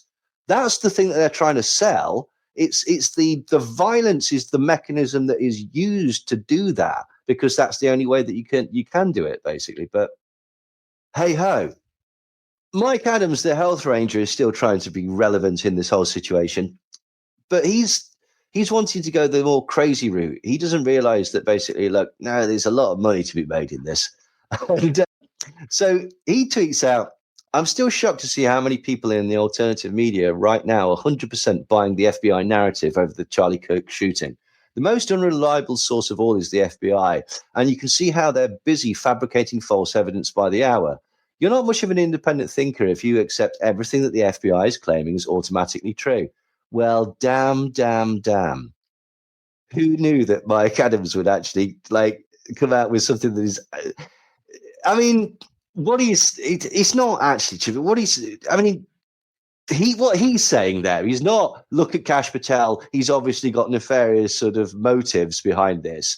He's obviously covering for something or trying to manipulate things in some way. He's saying you can't trust institutions. Come on, guys, get back on the crazy train. Come on, it's far more fun on the crazy train. But other people like Alex Jones, they're like, no, we can use this because he's basically attacking the same people that we want to attack. And so Alex tweets out, a trans death cult operating out of Utah oversaw and commanded the execution of Charlie Kirk. Investigators have now discovered. Watch live below for the latest developments, which I needn't tell you is not what's happened and not what has been said. Like, Alex has somehow managed to spin those those Discord messages that say basically like, oh, damn, shit. Like, that's apparently an indication to Alex that there's a satanic trans death cult at play here. But the Is man that really all he's got? Yeah, that's it. That's the thing that he's going with. He's totally going with trans satanic death cult and coordinated. He's trying to sort of mash it together with Antifa, like with the idea that Antifa is sort of like the French resistance, or like in LOLO, where they all dress the same and all sort of staying in the same building and whatnot. It doesn't work like that. It's an idea. It's an ideology. It's not a centralized organization. Kind of like fascism. A little bit, yeah. But I don't think he's got the self-awareness for that. But yeah, that's what he's absolutely going for. And as we've said previously, it's part of the Podesta battle plan, which is not a real thing. Owen Schroyer is still battering away, desperately trying to be relevant since he's left InfoWars and is slowly realizing that nobody really gives a shit if he exists or not. And he tweets out, people aren't believing the official narrative. And he does like a video basically summing up his thoughts. He says that people don't believe the government because of the Epstein cover-up, and that he thinks that there is evidence of multiple shooters from various places alongside the roof. He suggests, though, that maybe the guy on the roof was just a distraction. His evidence for this is that he thinks he sees reflections of muzzle flashes from various places around the sort of courtyard where Charlie was speaking. But we have video of the shooting. Yeah. There's one shot. But there is debate as to whether that is an entrance or an exit wound, mostly from people that have no clue about absolutely anything. As we've already seen, like Mike Adams has said, there's something suspicious because he didn't see Charlie Kirk's like guts and whatnot blown out all over the back like some sort of Japanese samurai film. Owen Schroyer is now starting to say that he thinks that he was shot from behind. He doesn't believe that there was a man dressed as a bush, but he does think that maybe that was where the shot was taken from. And then other people, I think it was Stu Peters and other sort of lower level idiots, they're fully of the opinion that it was one of the two men stood in front of Charlie Kirk just off to the left in the audience that shot him with a palm pistol without looking at him. But Owen Schroyer is saying that there's numerous shooters, and it's convoluted, but the reason that he's saying this is essentially so that he can blame Israel. If there were multiple shooters, it shows two things. One, that this was an operation that was planned and had a lot more people involved in it rather than just some disgruntled kid of whatever political persuasion. And two, if there were multiple shooters all over the place, this means that the evidence of those multiple shooters must have been covered up, which is why there isn't any, which is why Owen Schroyer is such an astute investigator. He will look at the evidence that isn't even there. In that same sort of spirit, he also claims that there's been dozens and dozens, if not hundreds, of murders of Trump supporters at rallies all over the country. And this was happening during the presidential campaign. And any time there's a political rally where Republicans get together, there's numerous mass stabbings and people shot to death. But we don't know about this, Brent, because the media has chosen not to cover it. But we also watched their stuff, and I don't remember them covering it. No, he didn't. I mean, it's almost as if he's just made this up, because, I mean, it's just made up. but that was one of his reasons to think that again, it's really Israel that was the culprits behind Charlie Kirk's assassination. I'm not convinced. I have to say I'm not convinced. September the 16th, and something that seems to sort of twist the story even further comes out. The Mail reports that the transgender lover of Charlie Kirk's alleged assassin supported anti-woke author Jordan Peterson, Reddit posts seem to show. Reddit posts previously reviewed by the Daily Mail appear to support that, But further messages showed that Robinson's romantic partner, Lance Twiggs, was a fan of Peterson, even though he has famously railed against radical leftist movements, especially around gender, identity, pronouns, and the trans movement. Posts made around 2020 and 2021 expressed Twiggs' admiration for Peterson, saying his teachings were tied to personal growth and becoming a better person. In forums discussing Peterson, Twiggs admitted to having once been openly transphobic, despite being transgender himself. He didn't, that's the editorial from the Daily Mail. They say, despite him being transgender himself. An account from an online Reddit forum with the username Lancelot posted extensively in a group for transgender issues. But it has his posts about Jordan Peterson that may come as the biggest surprise. This is the stuff I love seeing on this subreddit, not political, just pure personal growth, attributed to ideas from Jordan. User Lancelot with a 3 said in response to a post about people being saved by Peterson. Jordan's sub should be about personal growth and becoming a better person, not a bunch of people acting like edgy 14-year-olds over an old article on an unreliable site. Responding to a negative post about Peterson, Lance said, "I'm generally confused by this sub sometimes. I read 12 Rules, which is Peterson's most popular book, and joined. Unless he is a whole different person outside his writing, it seems like people use him to leverage their own random ideas." Well, there might be something to that. Anyway, this isn't related to what you're saying, but I felt it like throwing it out there. In other posts, Lancelot confessed to being previously transphobic and agreed that gender dysphoria can be diagnosed too quickly.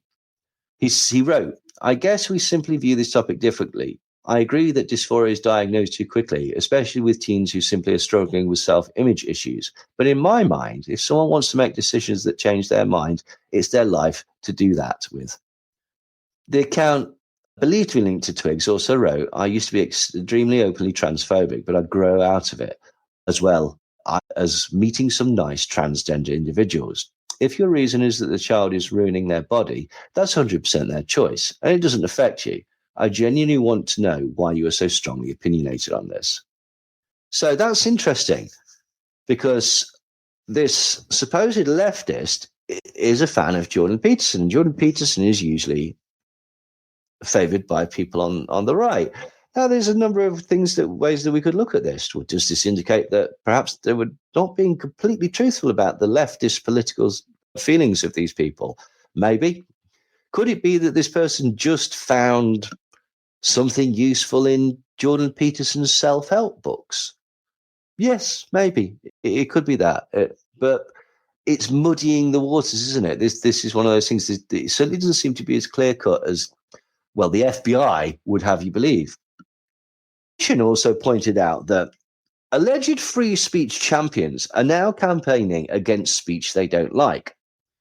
And they wrote an article that said, "There's more than a little irony in the fact that the acolytes of slain white right-wing provocateur Charlie Kirk, hailed as a champion of free speech, have spent the days since his death working hard to attack people and even get them fired for factually social media posts about Kirk's noxious and loudly broadcast political beliefs. A website called Charlie's Murderers want to silence not only the random of random folks alleged to have celebrated Kirk's death, in brackets, I have literally not seen a single social media post like that, but those who have described accurately his racist, homophobic, sexist, anti-Semitic, anti-Muslim, and anti-immigrant views, blasted to all who will listen. Charlie's Murderers website says that it has collected more than 30,000 submissions of people said to be celebrating Kirk's death and or calling for violence. I couldn't access the site on Monday, but other media outlets have reported seeing few, if any, calls for violence.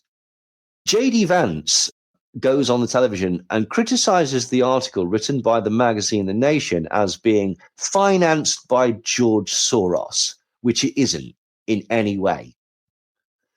Vance said, "While our side of the aisle certainly has its crazes, it is a statistical fact that most of the lunatics in American politics today are proud members of the far left."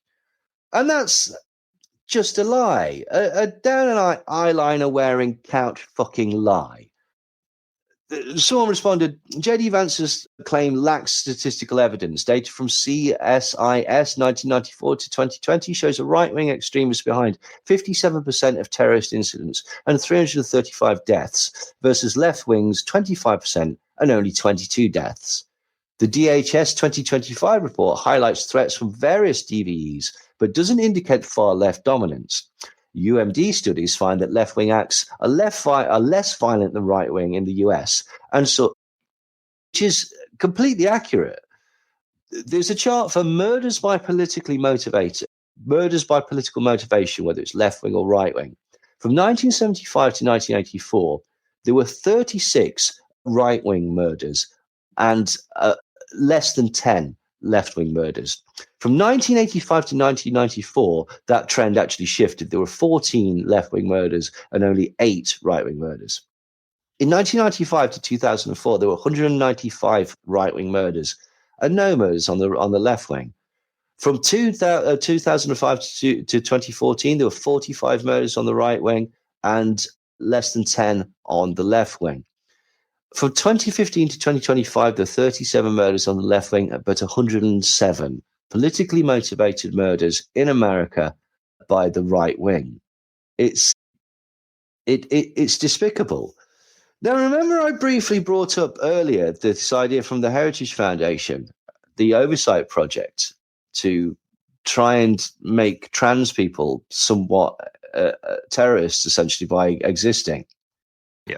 This is called... What they want to do is they want to introduce something that they've decided to call transgender ideology-inspired violent extremism, or TIVE, T-I-V-E. Now, that is... They've got an acronym. They're really... They've got an acronym.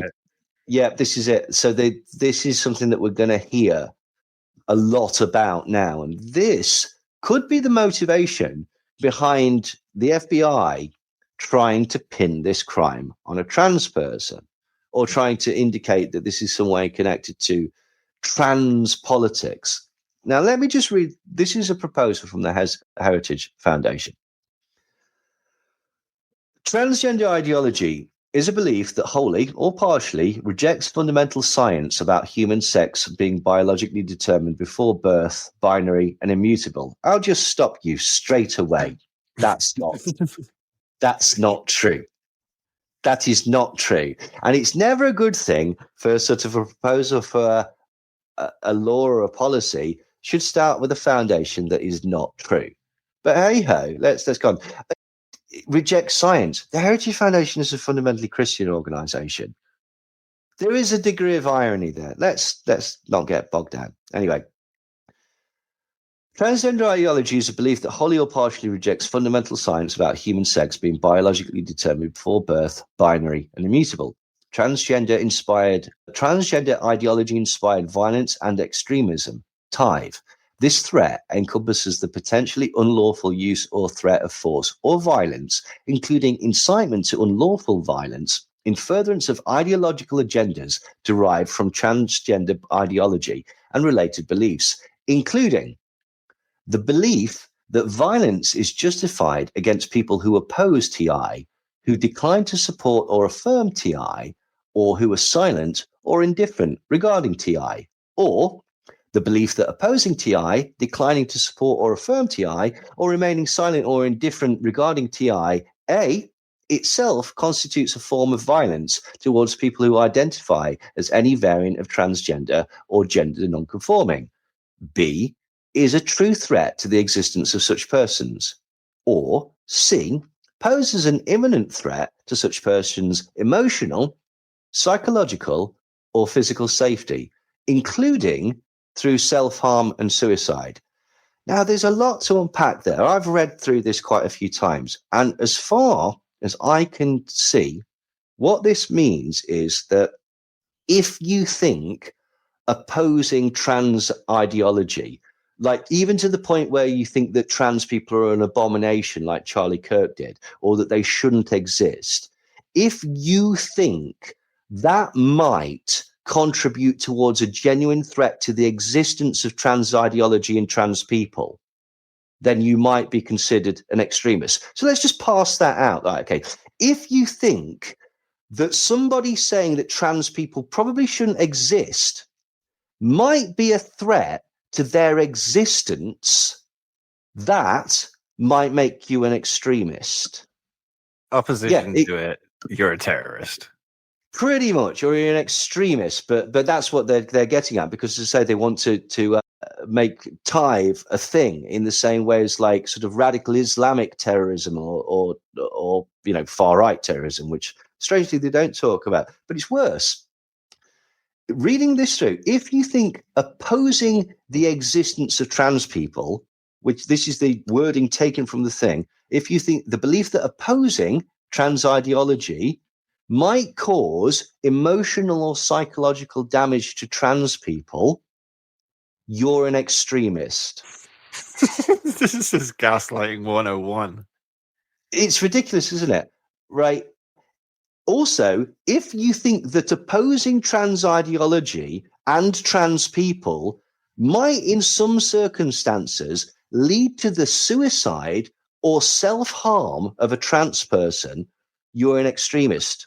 So if you thought that maybe if someone was trying to come out to their parents and said, I'm trans, and they said, we don't believe you because trans people don't exist, and that rejection by the parents led to that person committing suicide, just by hypothetically imagining that, I am an extremist in the eyes of this bill.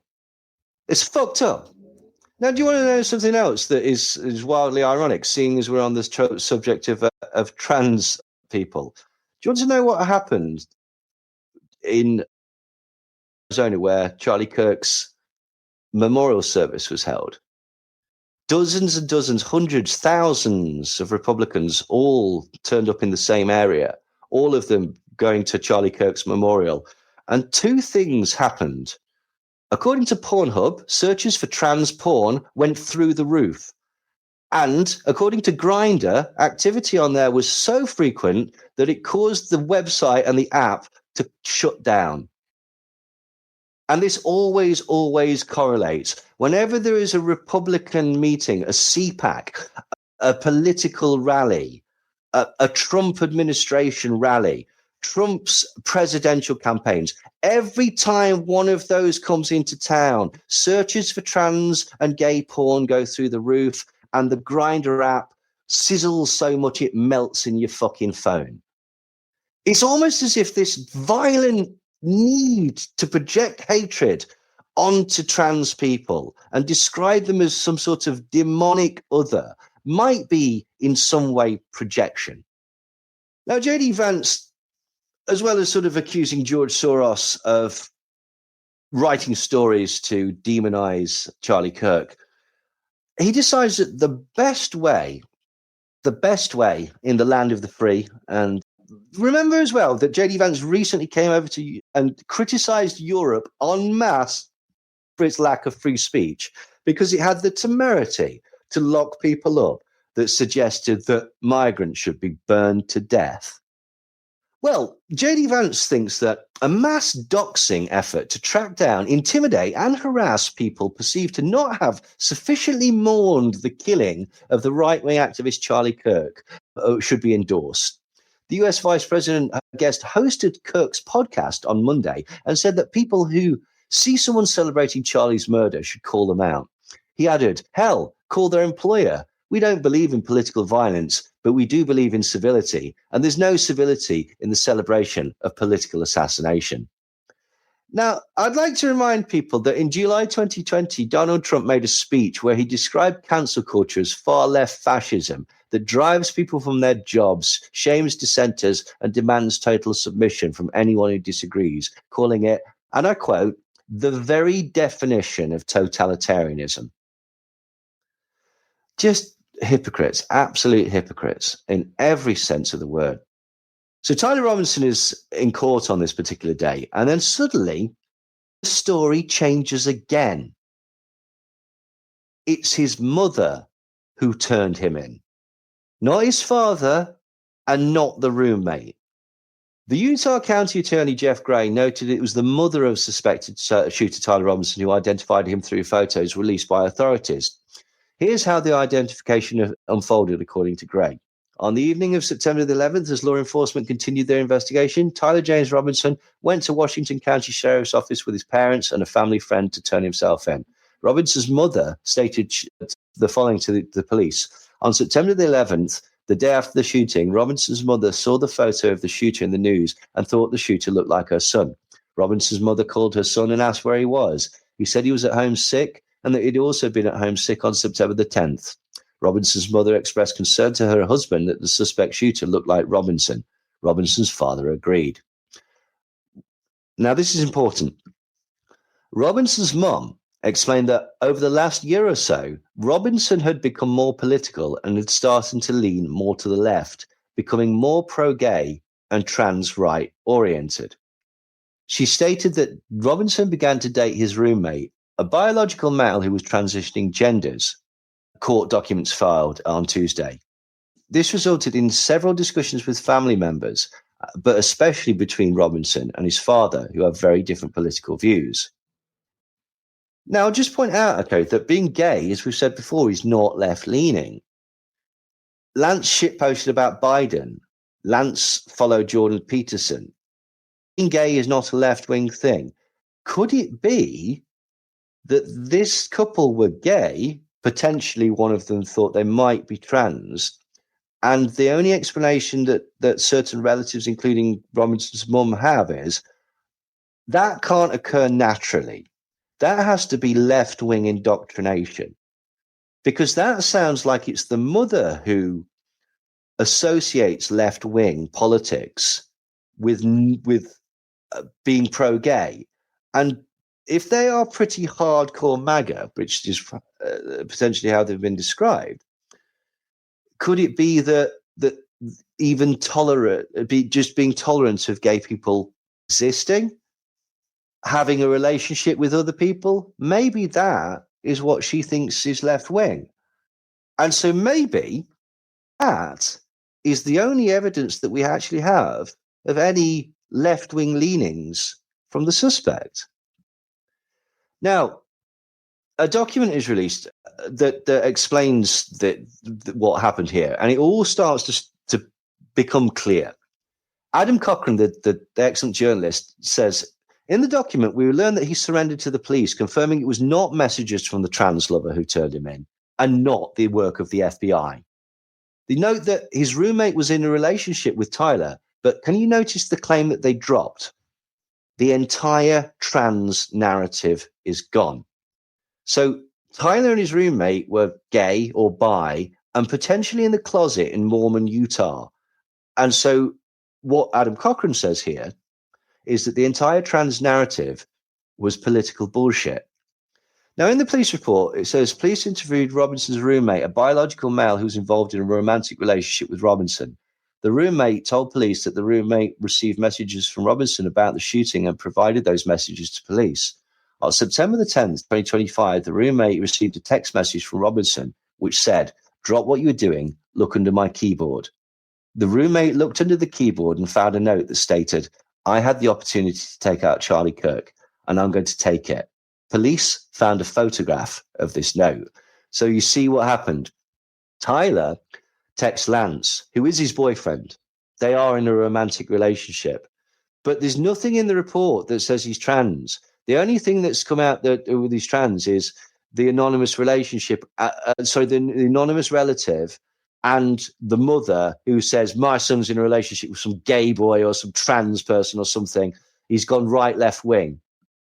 So that's come from relatives and their potential misunderstanding or lack of understanding of what's happening because of their own personal politics. So he texts Lance and says, look under the keyboard. Lance goes and looks under the keyboard and finds this note which says, I took out Charlie Kirk. Robinson. So the roommate responded by saying, what? You're joking. And then there is a series of text messages that were released. Tyler says, I'm still okay, my love, but I'm stuck in Oran for a little longer yet. Shouldn't be long until I could come home, but I've got to grab my rifle still. To be honest, I'd hoped to keep this secret till I died of old age. I'm so sorry to have involved you. Lance said, you weren't the one who did it, right? Tyler says, I am. I'm sorry. Lance, I thought they caught the person. And Tyler responds, no, they grabbed some crazy old dude, then interrogated someone in similar clothing. I had planned to grab my rifle from my drop point shortly after, but most of that side of town got locked down. It's quiet, almost enough to get out, but there's one vehicle lingering. Lance says, why? To which Tyler responds, why did I do it? Yeah, responds Lance. I had enough of his hatred. Some hate can't be negotiated out. If I'm able to grab my rifle unseen, I will have left no evidence, going to attempt to retrieve it again. Hopefully they have moved on. I haven't seen anything about them finding it. Lance then asks, how long have you been planning this? To which Tyler says, a bit over a week, I believe. I can get close to it, but there's a squad car parked right by it. I think they already swept that spot, but I don't want to chance it. Text, I'm wishing I'd circled back and grabbed it as soon as I got my vehicle. I worried about what my old man would do if I didn't bring back Grandpa's rifle. I don't know if it had a serial number, but it wouldn't trace to me. I worry about prints as I had to leave it in a bush where I changed outfits. I didn't have the ability or time to bring it back. I might have to abandon it and hope they don't find prints. How the fuck will I explain losing it to my old man? The only thing I left was the rifle wrapped in a towel. Remember how I was engraving bullets? The fucking messages are mostly a big meme. If I see notices bulge on Fox News, I might have a stroke. All right, I'm going to have to leave it. That really fucking sucks. He also goes on to say, judging from today, I'd say that Grandpa's gun does just fine. I think that was a $2,000 scope. Delete this exchange. My dad wants photos of the rifle. He says Grandpa wants to know who has what. The feds released a photo of the rifle and it's very unique. He's calling me right now, but I'm not answering. Since Trump got into office, my dad has been pretty diehard MAGA. I'm going to turn myself in willingly. One of my neighbors here is a deputy for the sheriff. You are all I worry about, love. I'm much more worried about you. Don't talk to the media, please. Don't take any interviews or make any comments. If the police ask you for questions, ask for a lawyer and stay silent.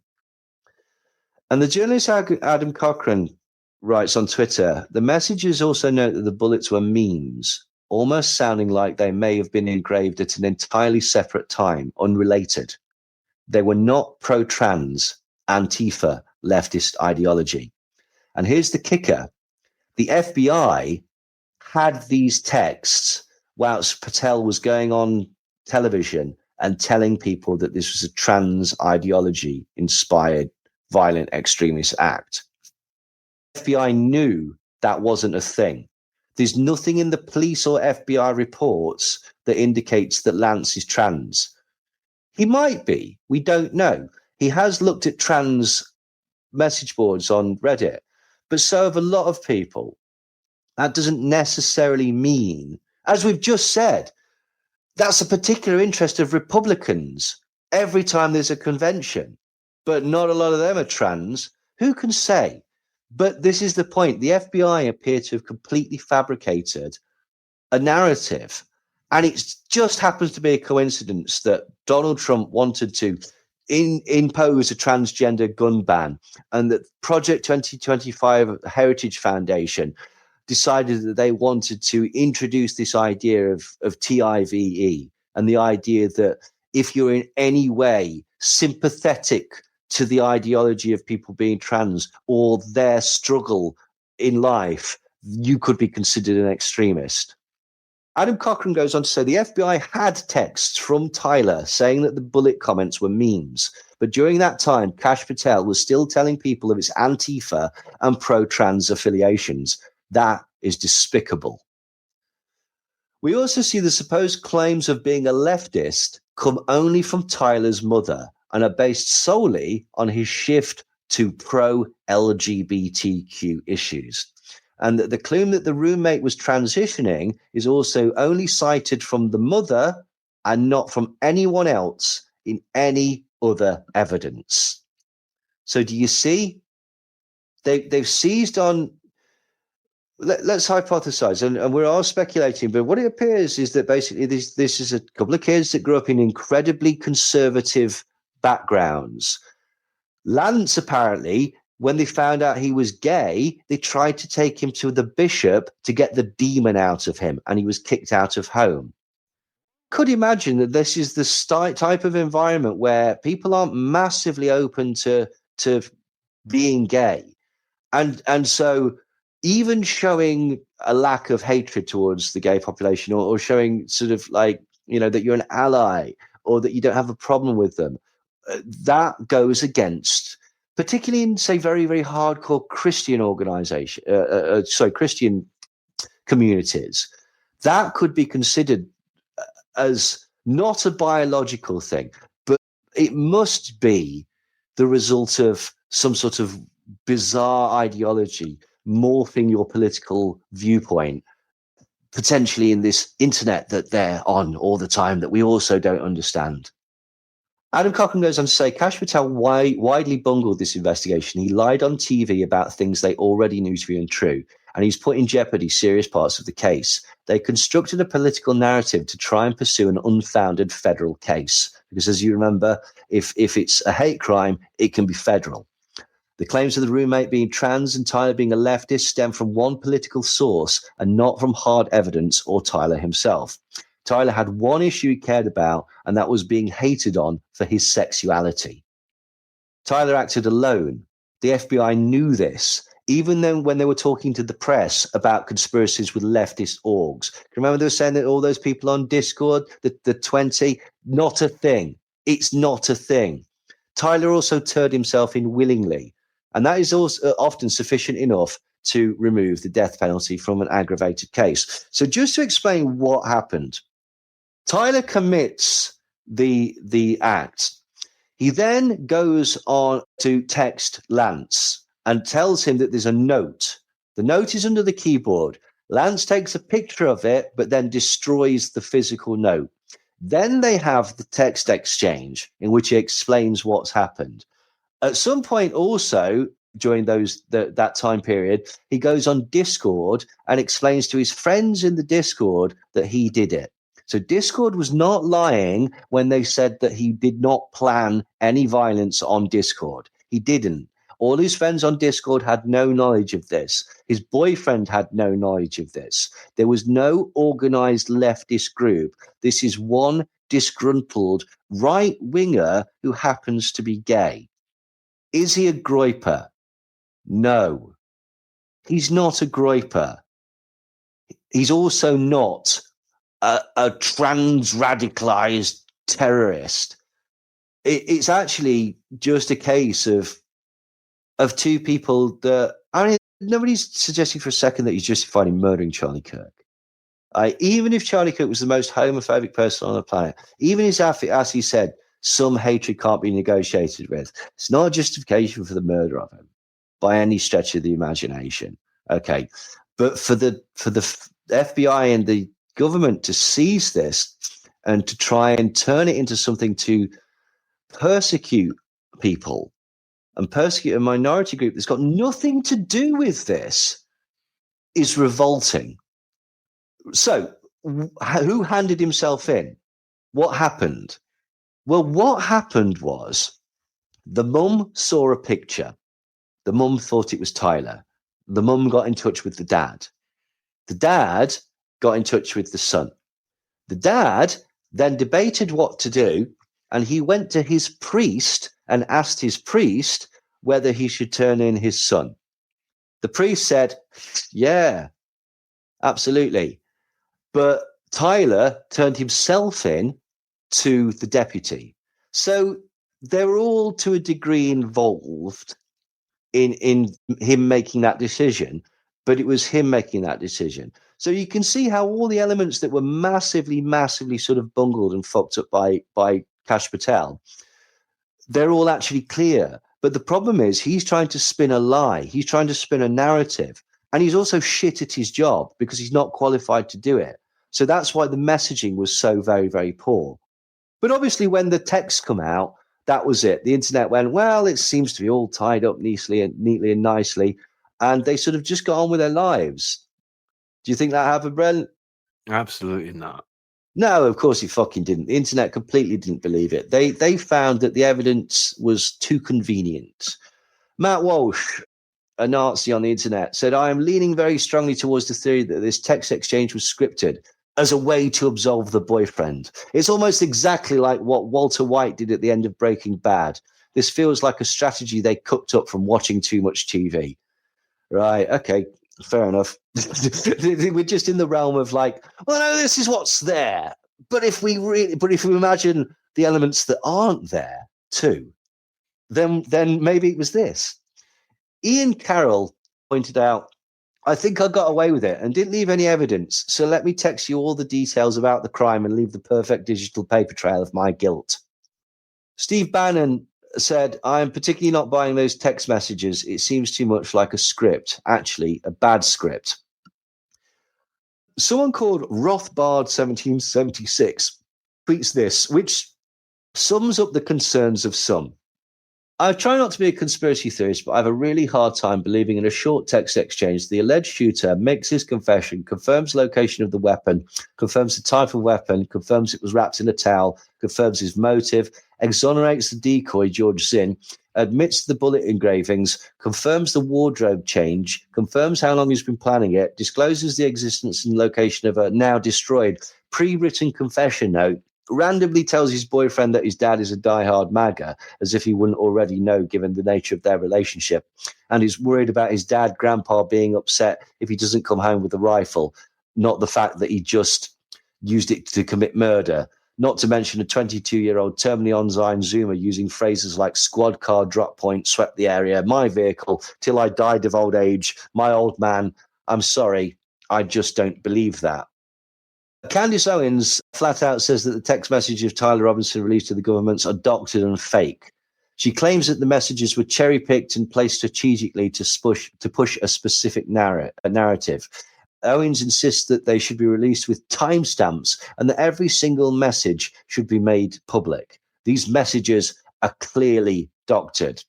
Colossal intellect Jackie Devoy says, these are clearly fake. So much so, it has to be deliberate. Kids in their 20s don't write like that. They sound like the bloody Brontes.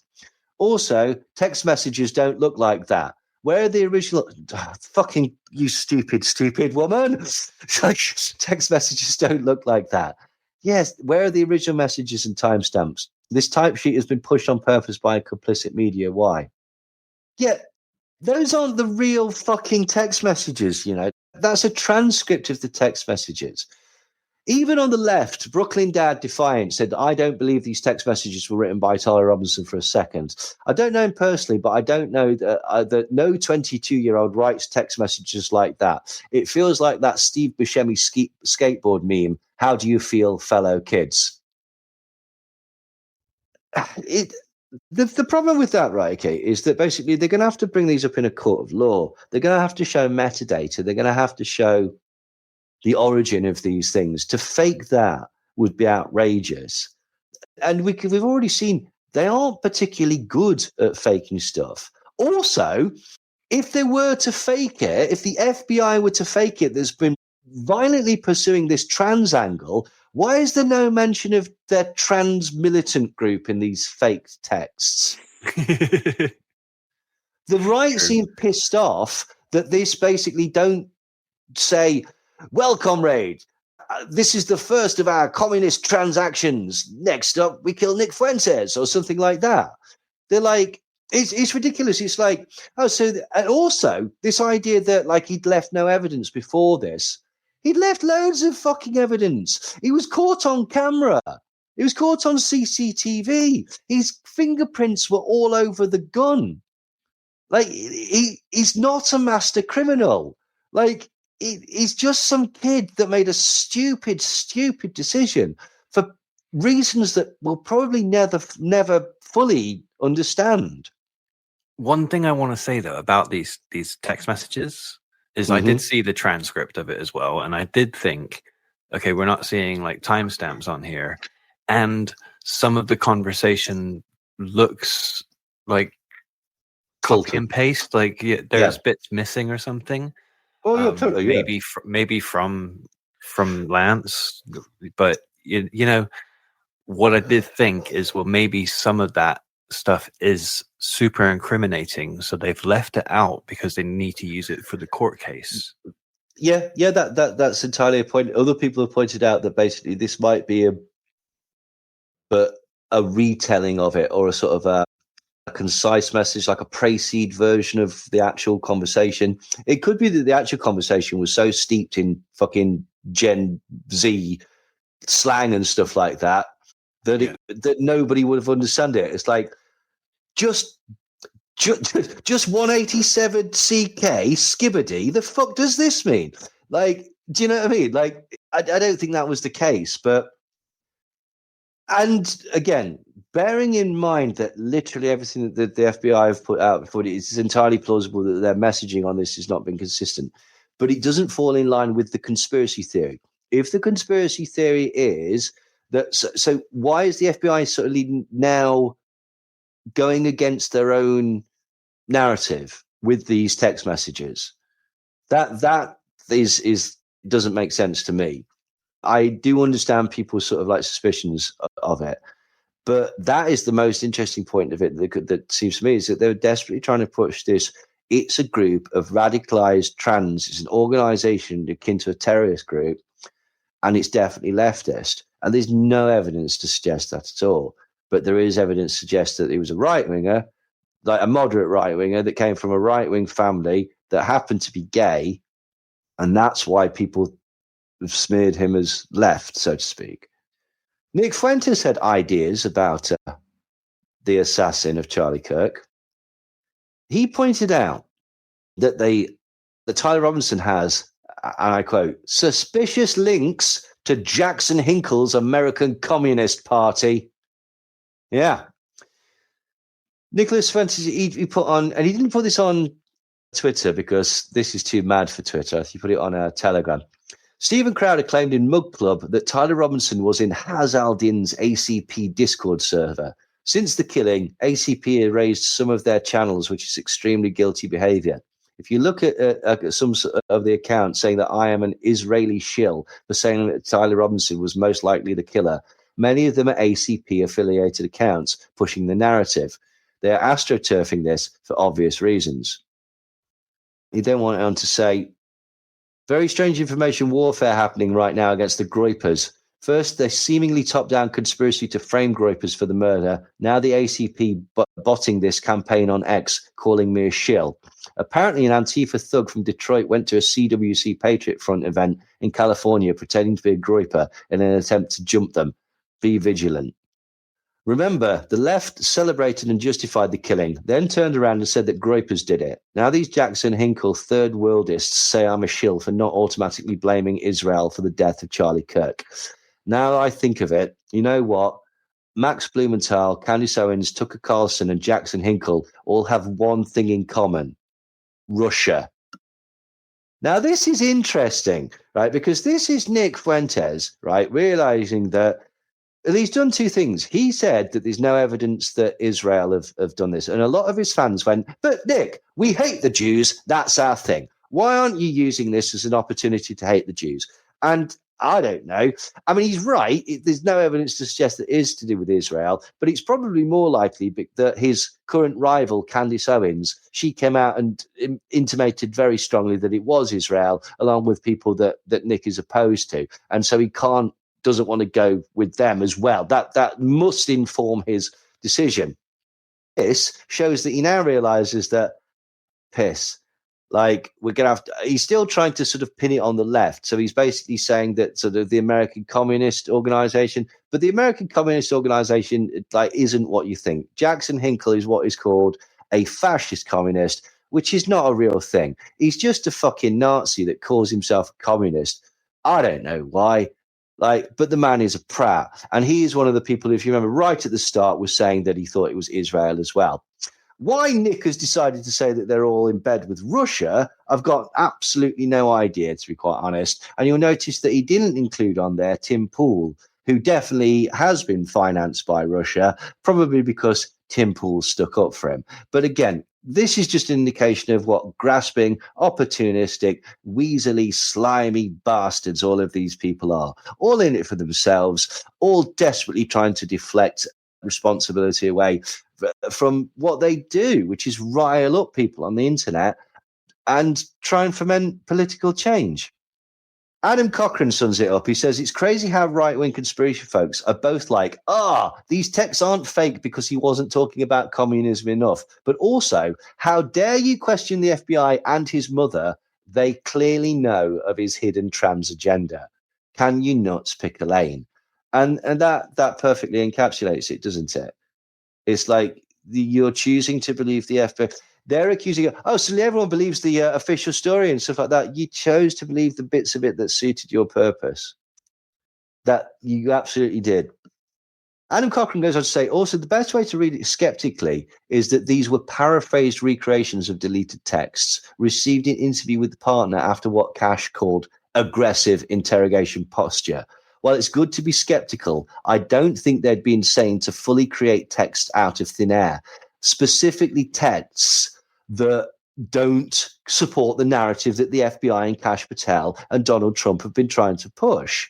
Like, also, basically, these are the same people that didn't understand the memes and now claiming to know how young adults talk in texts, basically. So the report of the story of how he turned himself in is finally sort of explained, which we've gone over. Robinson's father said that his wife came to him having recognized the surveillance image of the suspect, and he agreed that it looked like their son. He also believed that the rifle that the police suspected the shooter had used matched a rifle that was given to his son as a gift that was previously his grandfather's. As a result, Robinson's father contacted his son and asked him to send a photo of the rifle, but Robinson did not respond. Remember in the text exchange, he said he's asking for a picture of the rifle. Yeah, I was wondering why he was asking for it. Now I get it. He's like, show me the rifle, that you have the rifle right now, and it's not because you. then exactly. Right. Yeah. Robinson implied that he planned to commit suicide, and so Robinson's parents were able to convince him, don't do that, come and meet him at our home. And when they discussed it, they implied that he was the shooter and stated that he couldn't go to jail and just wanted to end it. When he asked why he did it, Robinson explained there is too much evil and Charlie Kirk spreads too much hate. They talked about Robinson turning himself in and convinced Robinson to speak with a family friend who was a retired deputy. At Robinson's father's request, the family friend met with Robinson and his parents and convinced Robinson to turn himself in. The family friend spoke to police, a reporter telling Robinson that it would be best if he brought all evidence with him to the sheriff's office to avoid police having to search his parents' home. The family friend also asked Robinson if he had any clothes that were related to what he did. Robinson replied that he disposed of the clothes in different areas. So again, this is the thing, right? He wasn't MAGA. He wasn't a groiper, or he probably wasn't a groiper, but he wasn't a leftist. He certainly wasn't a radical trans person. He wasn't part of a network. His boyfriend may not be trans, may not have even been considering trans. It's certainly not anything to do with a wider group. If anything, he might be what's called a log cabin Republican. Okay, so after he comes home and he talks to his mum and his dad, and they all decide that he's going to turn himself in, they all also decide, right, the best thing is for our neighbor, the deputy, to take you in, right?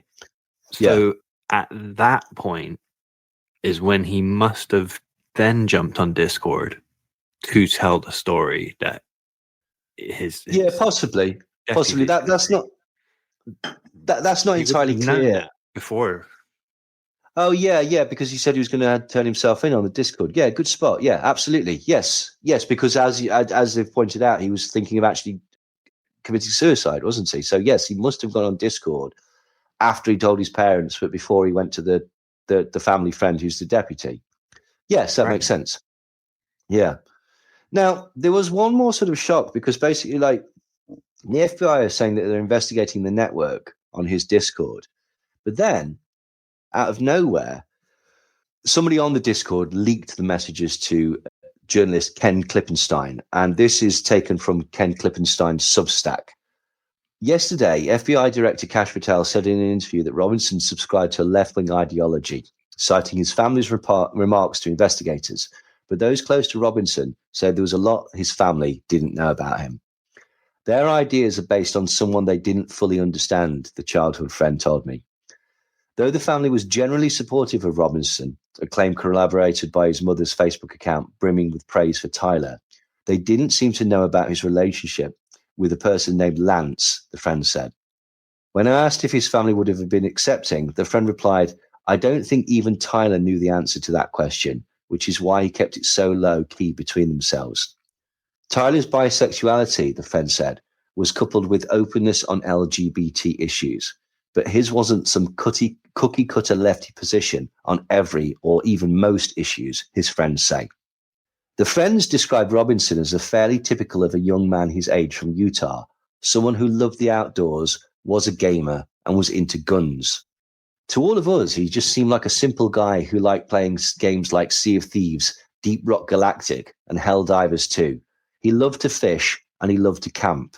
It really did seem that that was what it really did seem like that's all he was about. Private Discord messages shared with me by a friend of Robinson confirmed that Robinson wasn't some political martyr. A search for posts of Robinson's containing words like Biden and Trump turned up just one hit each. The Trump post was a passing reference to the 2019 impeachment inquiry. The Biden one came on the day of the 2020 election, where he provided an update to another friend asking about the status of vote count. Even the goodbye message he sent to us on one of our servers, where the Discord chats are hosted, was so hard to believe. We all just thought, what a weird joke to make. And then the news came out, and we're all calling each other saying, check the news. He said, yeah, I don't know what makes a person like him decide that he's going to drive 260 miles upstate to shoot someone like Charlie Kirk, then come back like nothing happened. It leaves a lot of room for speculation and theories, which is why I think they're so rampant. Part of the confusion he attributes to Tyler's quiet nature. He was a really smart guy, but super hard to read, stone cold poker face, and he could always never be confident assuming anything. When I asked if he opened up to anyone, a friend replied, as far as we knew, he was opened up. Despite his verbal reticence, Robinson was not a loner, according to his friends.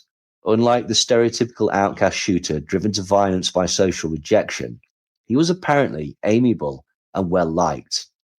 Everyone who knew him liked him, and he was always nice, a little quiet and kept himself mostly, but he wasn't a recluse, the childhood friend said. The federal government, the Washington crowd, and the corporate media based in Washington and New York see the country in wholly partisan terms, Republican versus Democrat, red versus blue, old media versus social media, liberal versus conservative, right versus left, straight versus gay, and on and on.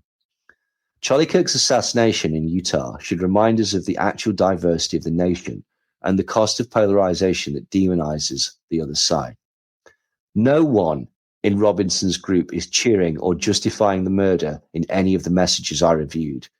They are just struggling to understand what their friend did. But Washington has become obsessed with the Discord chat, convinced that it's some kind of headquarters for the murder and cauldron of radicalization and conspiracy. Today, FBI Director Patel vowed to investigate anyone and everyone in that Discord chat. So, you know who got it spot on right from the beginning? Mike Rothschild. Mike Rothschild. Mike Rothschild absolutely nailed it right from the start. He said, don't be surprised if the political views aren't clear-cut or if this is messy. And this is absolutely right. And the thing to take about this is how people have reacted to it, how people wanted it to be part of their fantasy, wanted it to be part of their professional shooters, Israel being the arbiter of everything on the planet, the Jewish New World Order or something like that. People supposedly close to Charlie Kirk decided to turn this into something that they could monetize and something that they grift off of. People used it to politicize and to attack their enemies.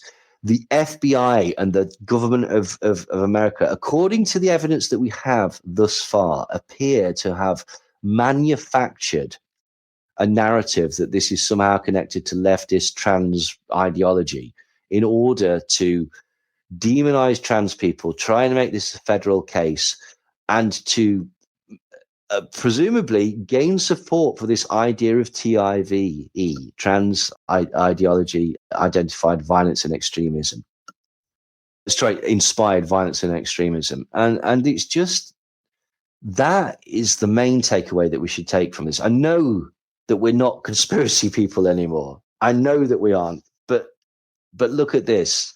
This certainly looks like the FBI were lying to people in order to promote a narrative that didn't exist and that they knew was unsubstantiated. They definitely seem to have lied in the press releases, but when it comes to the actual court documents and the police report, those lies aren't in there. And that's how we've caught. That's lying. Yeah, because the evidence that they've presented as evident, as the only thing that they can show to be definitely real, contradicts what they were saying. I got another question for you, though. All right, let's step back for a minute, because look, all of these people are characters, and I think the thing about Charlie Kirk's assassination, we should all remember, is that we all are human, right? Yes, and I do wonder how much of people's exhibition of extremist views that came out over that week, how much of that is actually due to their peer and friend being murdered for the same ideas that they have. You know, how much of that comes from their actual fear, their actual trauma that they've actually gone through in this way. And it's just interesting that I guess that their character or their caricature of themselves became so intense. Yes, I think that's, and also, you know, they're dealing with a trauma and grief and such like that. So to oversimplify things and go, this has happened because we're righteous, and the only thing could be that someone not righteous has done this to us, and the need to sort of simplify and demonize. Yeah. And I'm not saying that we've got all the answers either. Like, what we've done is we've examined what's out there in the public eye on this particular date.